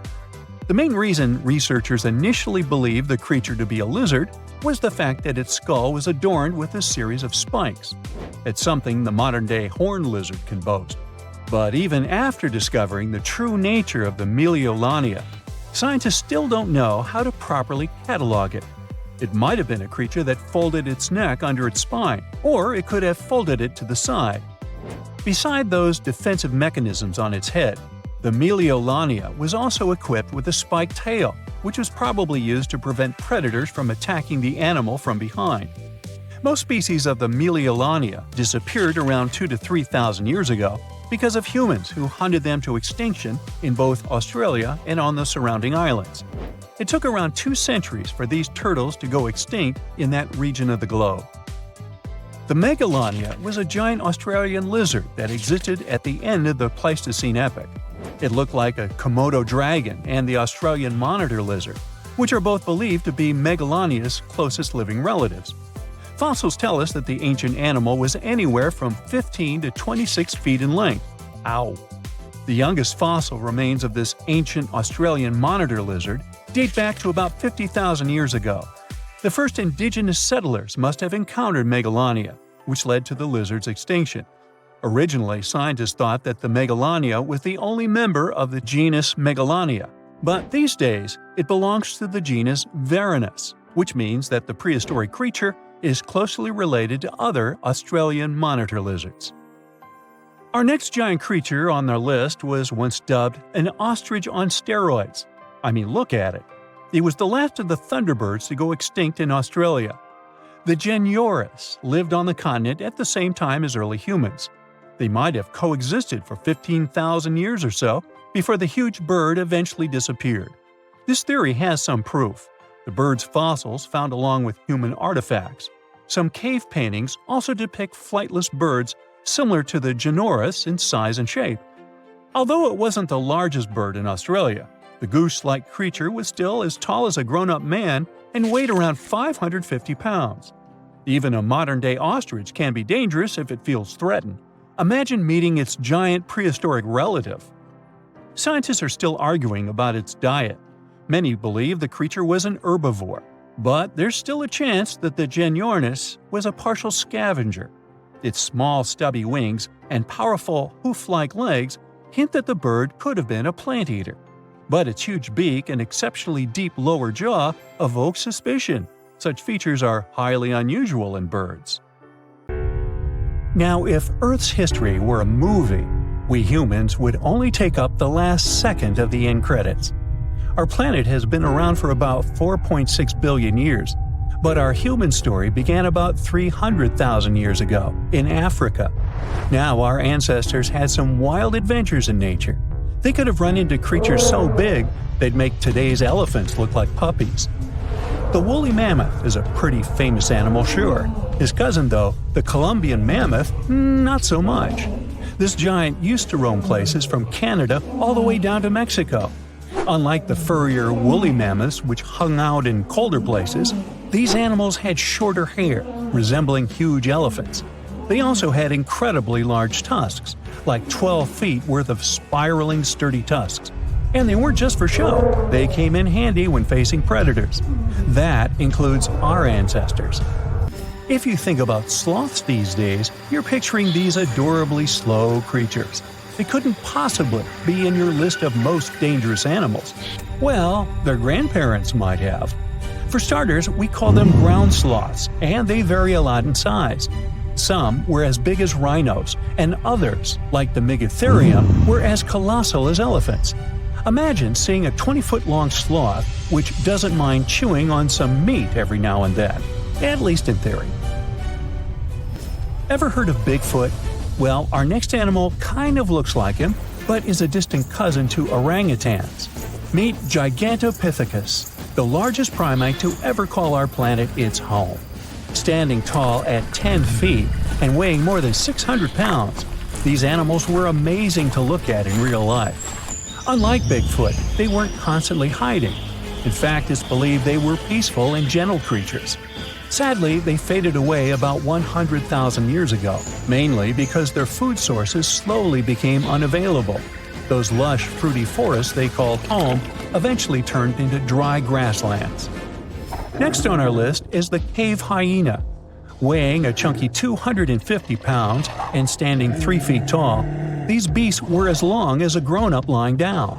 What's even more interesting about these creatures is that they love hanging out in groups. A pack could be as big as 30 of these animals, which meant they could easily take on even the biggest, heaviest mastodons. Our ancient families would have needed to stay alert around these hungry specimens. Sadly for these hyenas, about 20,000 years ago, their numbers started going down. Soon enough, they completely disappeared from the planet. Quick pop quiz. What's called a tiger but isn't really one? It's the saber-toothed tiger. I mean, sure, they belong to the feline family, but they aren't technically tigers.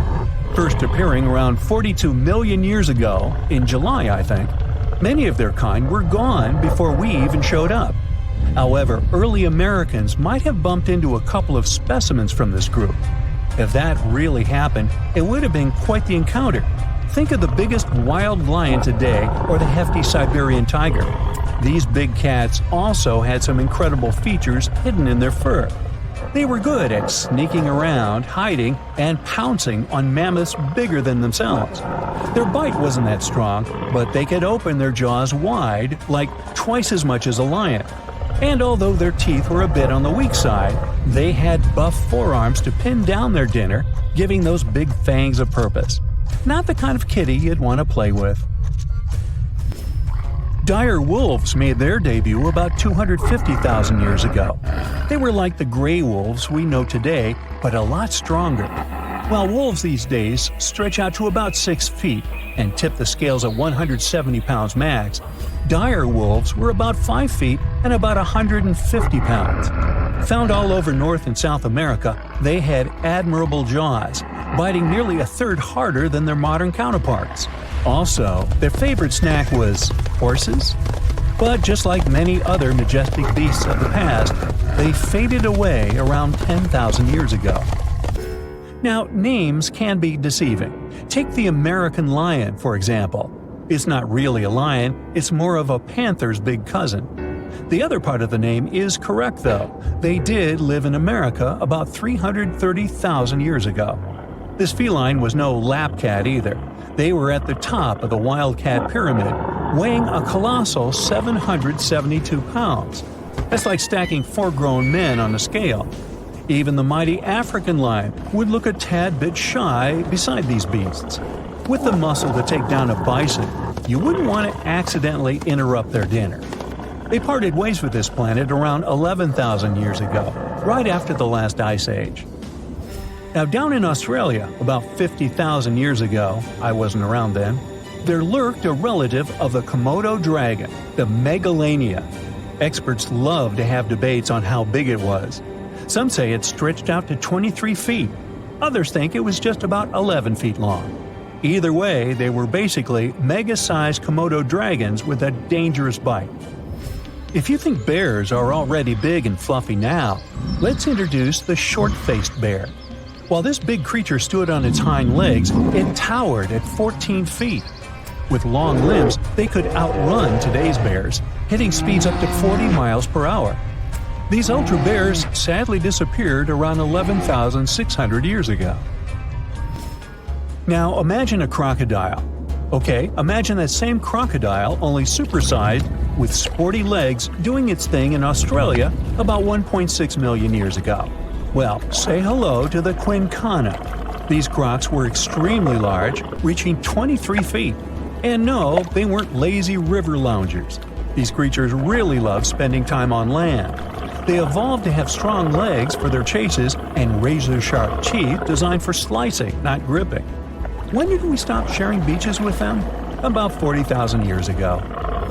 The name elephant bird might not sound familiar, but try to picture a bird that stood tall, as high as a basketball hoop at 10 feet, and weighed as much as a small car, 1,500 pounds.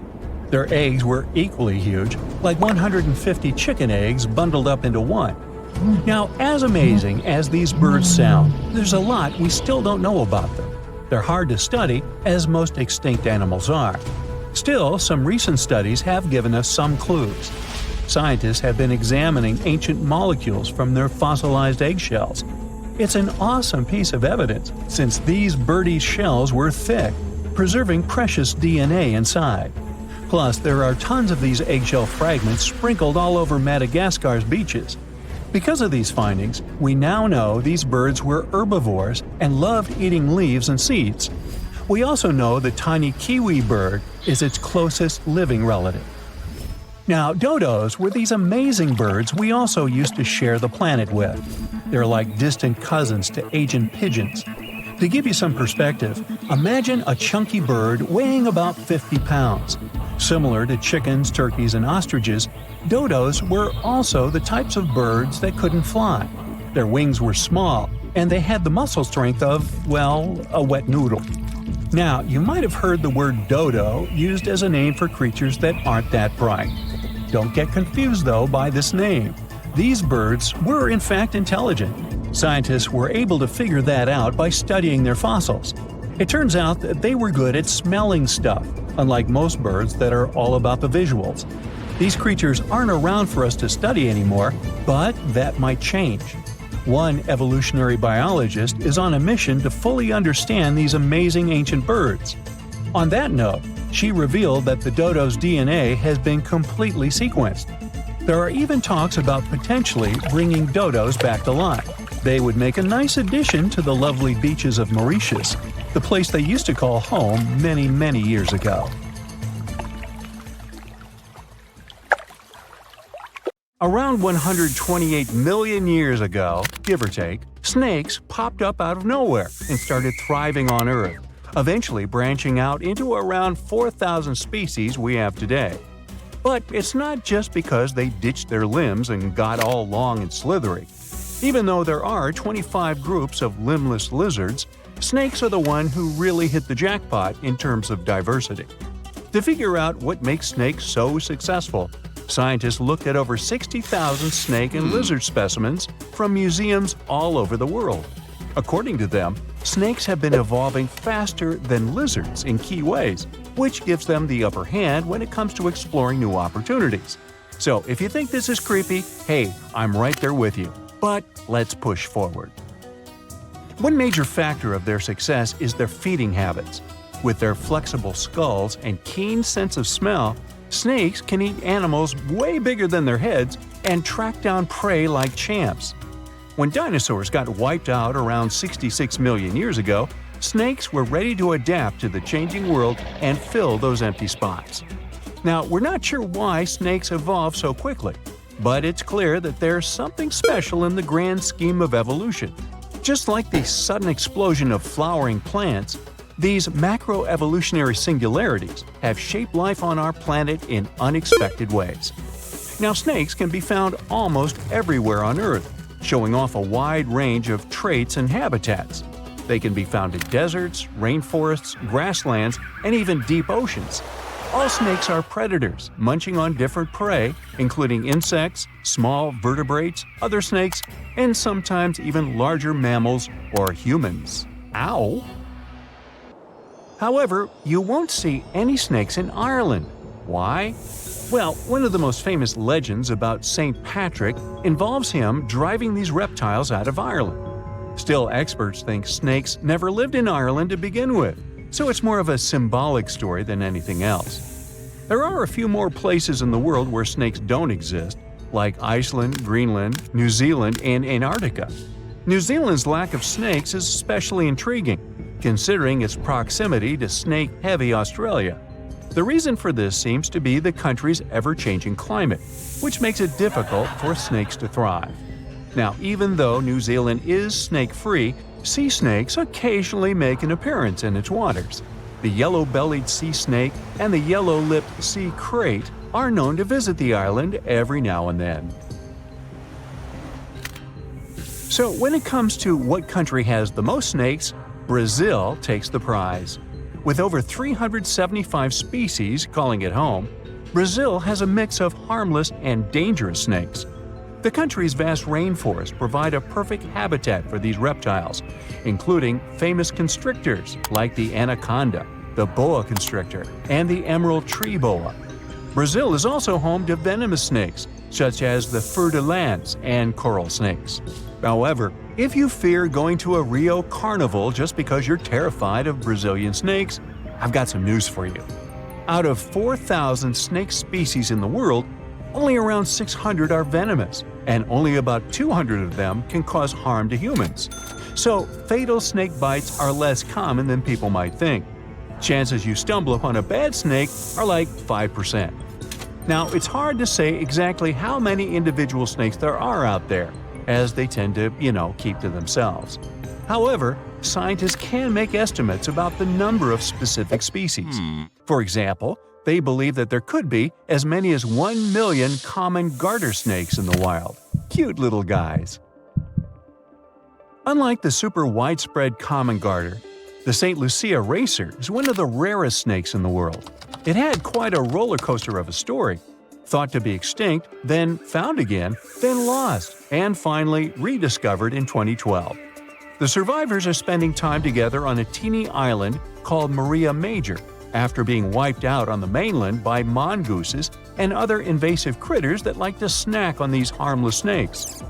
Another reason snakes hit an evolutionary jackpot is because they have this cool thing that they're basically solar-powered and depend on outside sources of heat or light. People often say they're cold-blooded, but that's not entirely accurate. Their blood isn't cold. The right word for them is ectothermic, which means their body temperature can change and is controlled by the environment. While mammals and birds can keep their temperature steady, reptiles must soak up the sun or find other ways to warm themselves up. Now, some snakes do not lay eggs, defying the traditional classification of reptiles as egg layers. While it may have been taught at school that all reptiles lay eggs, nature has its exceptions. About 70% of snakes lay eggs, but those living in colder environments give birth to live young because eggs would not survive in such conditions. Nature always has a way of challenging our expectations and classifications. Snakes are a successful group of tetrapods, even though they don't have the 4 key-footed feature that tetrapods are named after. Despite this, or maybe because of it, snakes are super diverse. It might seem like this diversity dates way back to the times of dinosaurs, over 100 million years ago. But modern snakes seem to have emerged more recently. Fossils and DNA suggest that snakes started to spread out and evolve after the mass extinction event that wiped out dinosaurs. They took advantage of the empty habitats and niches left behind by the long-gone species. In terms of movement, snakes are super flexible and can crawl, burrow, climb, swim, and some can even fly. The ancient ancestors of snakes were quite different from what we see today, with some species even having well-developed limbs. Snakes continue to evolve through the late Cretaceous period, with various species appearing around the world. Only a handful of modern snake families emerged later, millions of years after the extinction of dinosaurs. The snake fossil record is patchy, making it hard to piece together their evolutionary history. To make sense of it all, scientists turned to DNA analysis. Molecular clock techniques help estimate when various snake lineages split off from each other, suggesting that most of the modern snake diversity is younger than dinosaurs. Only a few snake lineages survived the mass extinction event at the end of the Cretaceous. But these few survivors managed to give rise to the incredible diversity of snakes today. Some snake families persisted for millions of years until they eventually went extinct, while others thrived and diversified in the aftermath of the mass extinction event. This pattern of survival and rapid diversification resembles what we see in the bird and mammal fossil records after the extinction of dinosaurs. The ability to burrow, hunt in the dark, and go long periods without food helped some snakes survive the chaos after the mass extinction. Their flexibility and adaptability allowed them to find shelter and thrive when other species couldn't. Snakes can be some of the scariest animals around. Most snake species are harmless and don't bother humans. Even if they wanted to, most snakes are too small to pose a real threat to people. But there are some big snakes out there that can eat surprising things. The largest animal ever eaten by a snake was a 150-pound hyena devoured by an African rock python. I'll bet that hyena wasn't laughing then, huh? Before that, the biggest meal on record was a 130-pound impala eaten by a rock python. That's impressive. The biggest snakes in the world are constrictors. They tend to suffocate their prey. To eat large prey, the snake itself has to be huge. African rock pythons, green anacondas, reticulated pythons, Burmese pythons, Indian pythons, and amethystine pythons are all contenders for the title of the largest snake in the world. They can grow to incredible lengths and weights. And that's it. I'm done with snakes now. Ew. So, does the mysterious Devil's Gardens in the Amazon rainforest ring any bells? Don't worry. It's not some spooky phenomenon. It's the work of some tiny but mighty insects called the lemon ants. These ants inject a natural herbicide, formic acid, into any other plant that is not the tree species that they call home. By doing this, they create a space for their treehouse saplings to grow, allowing the ant colony to expand as it occupies new nesting sites in the saplings. That's some efficient gardening, if you ask me. But don't be fooled. These devil gardens are not just a bunch of boring old trees. In fact, they are botanical anomalies that grow very slowly every year, and some of them are over 800 years old. Who knew ants could create such impressive and long-lasting structures? Of course, the rainforest is still one of the most diverse ecosystems on Earth, with a remarkable diversity of plant life. But it's fascinating to see the control ants can have over their environment, creating single-species structures in such a complex ecosystem. But where does the name Devil's Garden come from? We know ants are to blame, but is there something else hiding in the Amazon rainforest? Well, picture this. You're strolling along, taking in the lush foliage, when suddenly you stumble upon a clearing. But wait, there's something strange about this patch of land. There's no vegetation, just a handful of trees standing alone in the dirt. What's going on here? It's easy to understand why people came up with this name after seeing the weird stretch of vegetation. And as humans do, they came up with quite an impressive legend to back up the story. It was said that the inhabitant of this eerie oasis was a shape-shifting evil spirit, like me.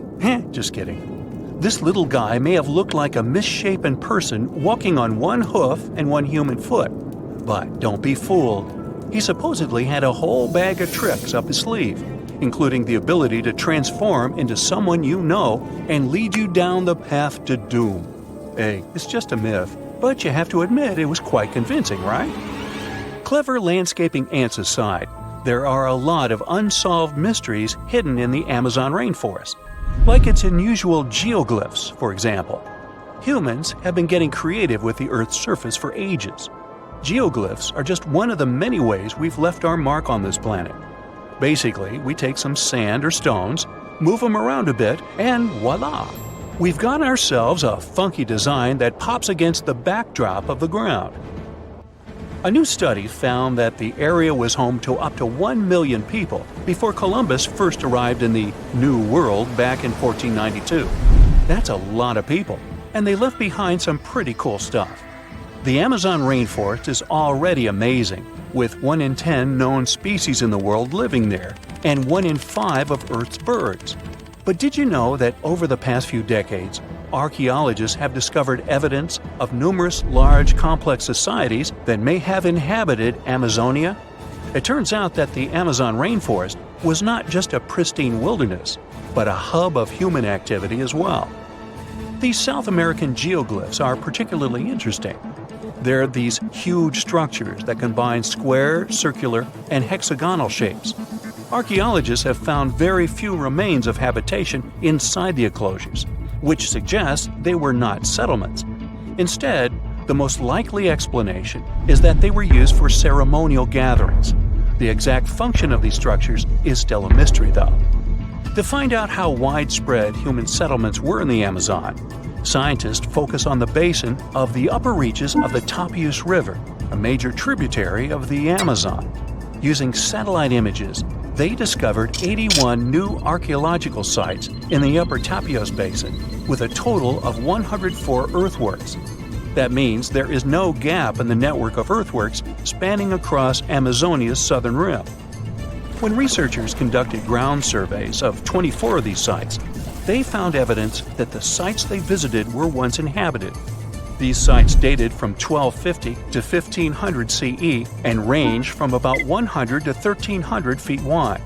The largest were typically hexagonal fortified settlements, suggesting a certain degree of planning and uniformity in their construction. Based on the size and distributions of the earthworks, the researchers suggested that similar settlements may have extended over about 154,000 square miles of the southern rim of the Amazon, supporting a population of between 500,000 and 1 million people in late pre-Columbian times. Of course, the new study doesn't mean the Amazon rainforest was ever a teeming megalopolis. It's still mostly uncharted, so we have no idea how pre-Columbian populations were distributed across Amazonia. But it's exciting to learn about these ancient societies and the cool things they left behind. The scientists plan to do more excavations in the Upper Tapios Basin to refine their understanding of the cultural developments there. Who knows what they'll find next? Maybe a lost city full of treasure and adventure. Also hidden in the vast habitat of the Amazon is this next quirky creature. Ever heard of the Amazon pink river dolphins? Unfortunately, there is still so much we don't know about them. First things first though, let's talk about what they look like. So picture this, a small, light-colored dolphin with a pink nose and lips. They're the Barbie of dolphins. Aside from that, they look like regular dolphins with plump bodies, bulbous foreheads, skinny snouts, chubby cheeks, and small eyes. They can be found in countries like Bolivia, Brazil, Colombia, and Peru. They're also the only species of river dolphin found in the Amazon River. Unfortunately, these little guys are officially critically endangered species, so there are not many specimens available that scientists can study. No other name is more famous when it comes to exploring the Amazon rainforest than that of Percy Fawcett. He dedicated his life to exploring the area in search of a lost city. And not just any city, but an ancient, mysterious city that he called Z. Sounds like something straight out of an Indiana Jones movie, right? Percy was born in England in 1867 and had quite a career before he started exploring. But he didn't let his profession hold him back from following his dreams of exploring South America. In fact, he made 7 expeditions to the Amazon between 1906 and 1924, each time getting closer to uncovering the secrets of Z. Now, let me tell you a little bit about how large the Amazon rainforest is. How big is it? I asked myself. It's so big that you could fit the whole of the UK and Ireland into it a whopping 17 times. That's a lot of trees and animals to navigate through. But Percy was up for the challenge. Despite his best efforts, Percy never found the lost city of Z, and sadly, he disappeared during his final expedition in 1925. But his legacy lived on through the years, inspiring many to become archaeologists and explorers themselves. In fact, a book called The Lost City of Z was written about Percy's adventures and was even made into a movie. It's not all hidden mysteries and wild nature out there. There are around 1 million indigenous folks living their best lives in the Amazon rainforest. That's right, they hunt, fish, farm, and even have access to Western medicine and education. But here's the kicker. Not all of these folks are keen on socializing with outsiders, and can you blame them? For years, loggers, miners, and ranchers have been, shall we say, behaving badly toward these communities. It's no wonder that some tribes have chosen to stay isolated and protect themselves from the dangers of the outside world. In fact, in 2018, Brazilian authorities were able to snap a photo of a man dubbed the Indigenous Man in the Hole. He's the last remaining member of his tribe. But don't feel too bad for him. He's doing just fine on his own and has made it pretty clear that he's not interested in outside visitors. The authorities still leave him some seeds and tools though, so it's not all bad news. Well, if you don't have enough to worry about, here's another fear unlocked. You might turn into the next meal of a meat-eating plant. This type of plant has appeared in video games like Super Mario. That's why it looks familiar. So, we wonder here at Brightside, what would happen if a hypothetical giant Venus flytrap captured you? After all, these plants aren't picky eaters. They have sensitive trigger hairs, which cause the plant's iconic hinged jaws to snap shut. Its leaves are equipped with tiny bristle-like structures that interlock when the trap closes, making it difficult for prey to escape. Once it happens, the plant begins secreting digestive enzymes to break down the prey's soft tissue. The digestion process in carnivorous plants takes several days. During that time, the plant extracts nutrients from the dissolved prey. In our hypothetical situation, it would take a long time for the plant to consume you, and since the process would be extremely slow, most likely you'd be able to free yourself before significant harm occurs. In any scenario, it would be extremely hard for the plant to digest a human completely. The anatomy and digestive processes of Venus flytraps are adapted to deal with insects, not large animals like you. Even if they were larger, they would still not be able to eat you. Comforting? Somewhat. The Venus flytrap primarily consumes insects, spiders, and other small invertebrates. Researchers have found out that this plant can digest small pieces of human flesh, but the largest representatives measure just a few inches. So it's highly unlikely for a Venus flytrap or similar carnivorous plant to pose any serious threat to humans. Barry Rice is an astrobiologist from California, and he thought about this question too. In a rather cringe-worthy experiment, Rice applied his Venus flytraps with skin fragments peeled from his toes affected by the athlete's foot infection. Those skin pieces, divided into 4 equal portions, were carefully inserted into the jaws of 4 Venus flytrap plants. After a week, Rice cautiously pried open the plant's mouth to assess the progress. To his surprise, the skin chunks were nearly completely digested, contrary to his initial expectation of them remaining intact. It means that Venus flytraps can indeed consume human flesh. Yet the prospect of these plants engulfing an entire human is unequivocally dismissed. Rice restricted his experiments to a specific tissue type, and there's no indication that the plant could break down sturdier components like bone or cartilage. The size limitations and the slow digestion process also act in favor of the person's survival.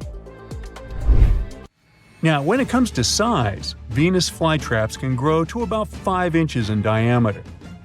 Each plant has about 6 stems with leaves that are hinged and lined with tooth-like edges. These flytraps are originally from North and South Carolina. But at one point, they decided to take a trip, and now you can see them in places like Florida and New Jersey. They like the moist, acidic soil vibe found in forest understories. They need loads of humidity and sunlight to thrive. They lure insects with their reddish-lined leaves and sweet-smelling nectar. When a bug lands on their jaws, they don't snap shut right away. This process turns into a 20-second dance show. The petals stay open if the bug doesn't make at least 2 moves. It prevents random debris from getting trapped.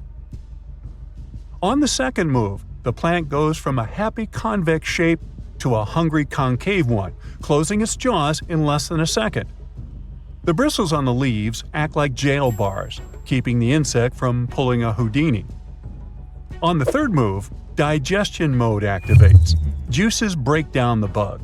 The plant reopens after 5 to 12 days, and whatever couldn't be digested just falls out. Actually, you can give a Venus flytrap a little touch without hurting yourself.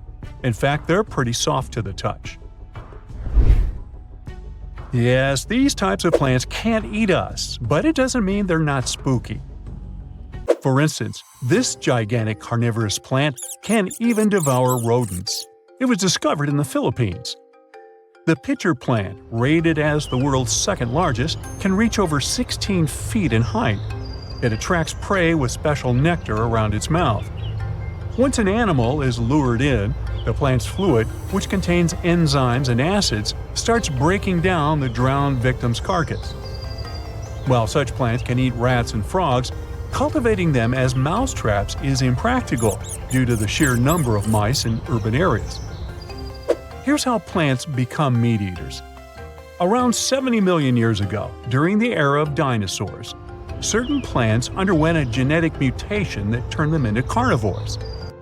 In a study, researchers explored the evolution of carnivorous plants, focusing on 3 related species: the Venus flytrap, the water wheel plant, and the sundew. First, the plant's entire genetic code doubled, which allowed its genes to become more varied. Some genes changed to make traps out of leaves and use roots for catching prey. As the plants got nutrients from the prey, it didn't need as many genes for regular leaves and roots.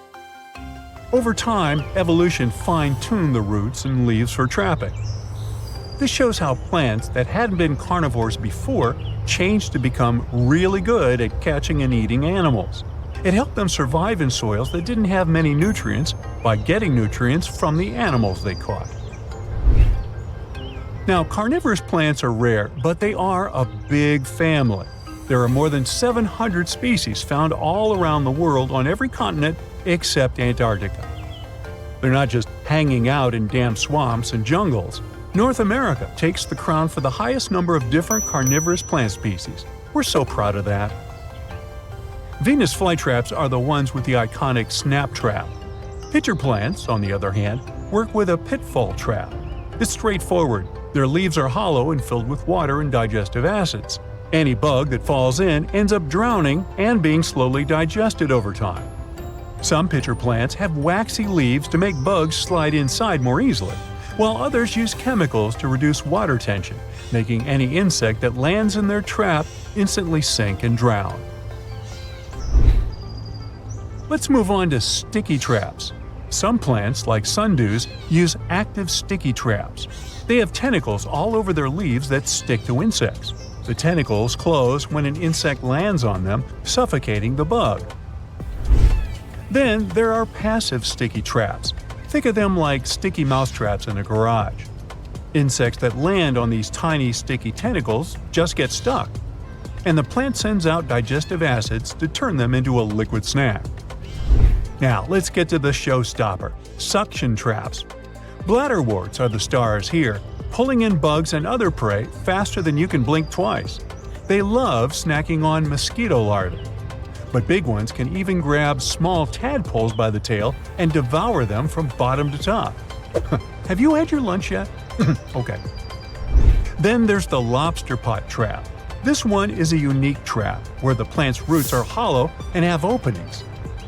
Sharp hairs force tiny bugs and larvae into the roots. The bugs can't turn around and they end up heading straight for the plant's stomach.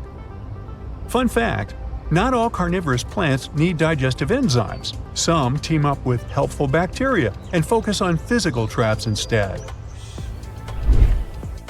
Carnivorous plants don't grow only on land. There are underwater ones too. The water wheel plant and bladderworts live beneath the surface. Even deserts have their own carnivorous plant players. If you see carnivorous plants in the wild, resist the urge to take them home. Unfortunately, many of these plants are endangered because people poach them from their natural habitats. Even the famous Venus flytrap is at risk of extinction. There are no carnivorous plants dangerous for us humans, but this one might give you a fright because of its terrifying appearance. On the other hand, it may help you resist the temptation to take these plants home as souvenirs. Sweet dreams!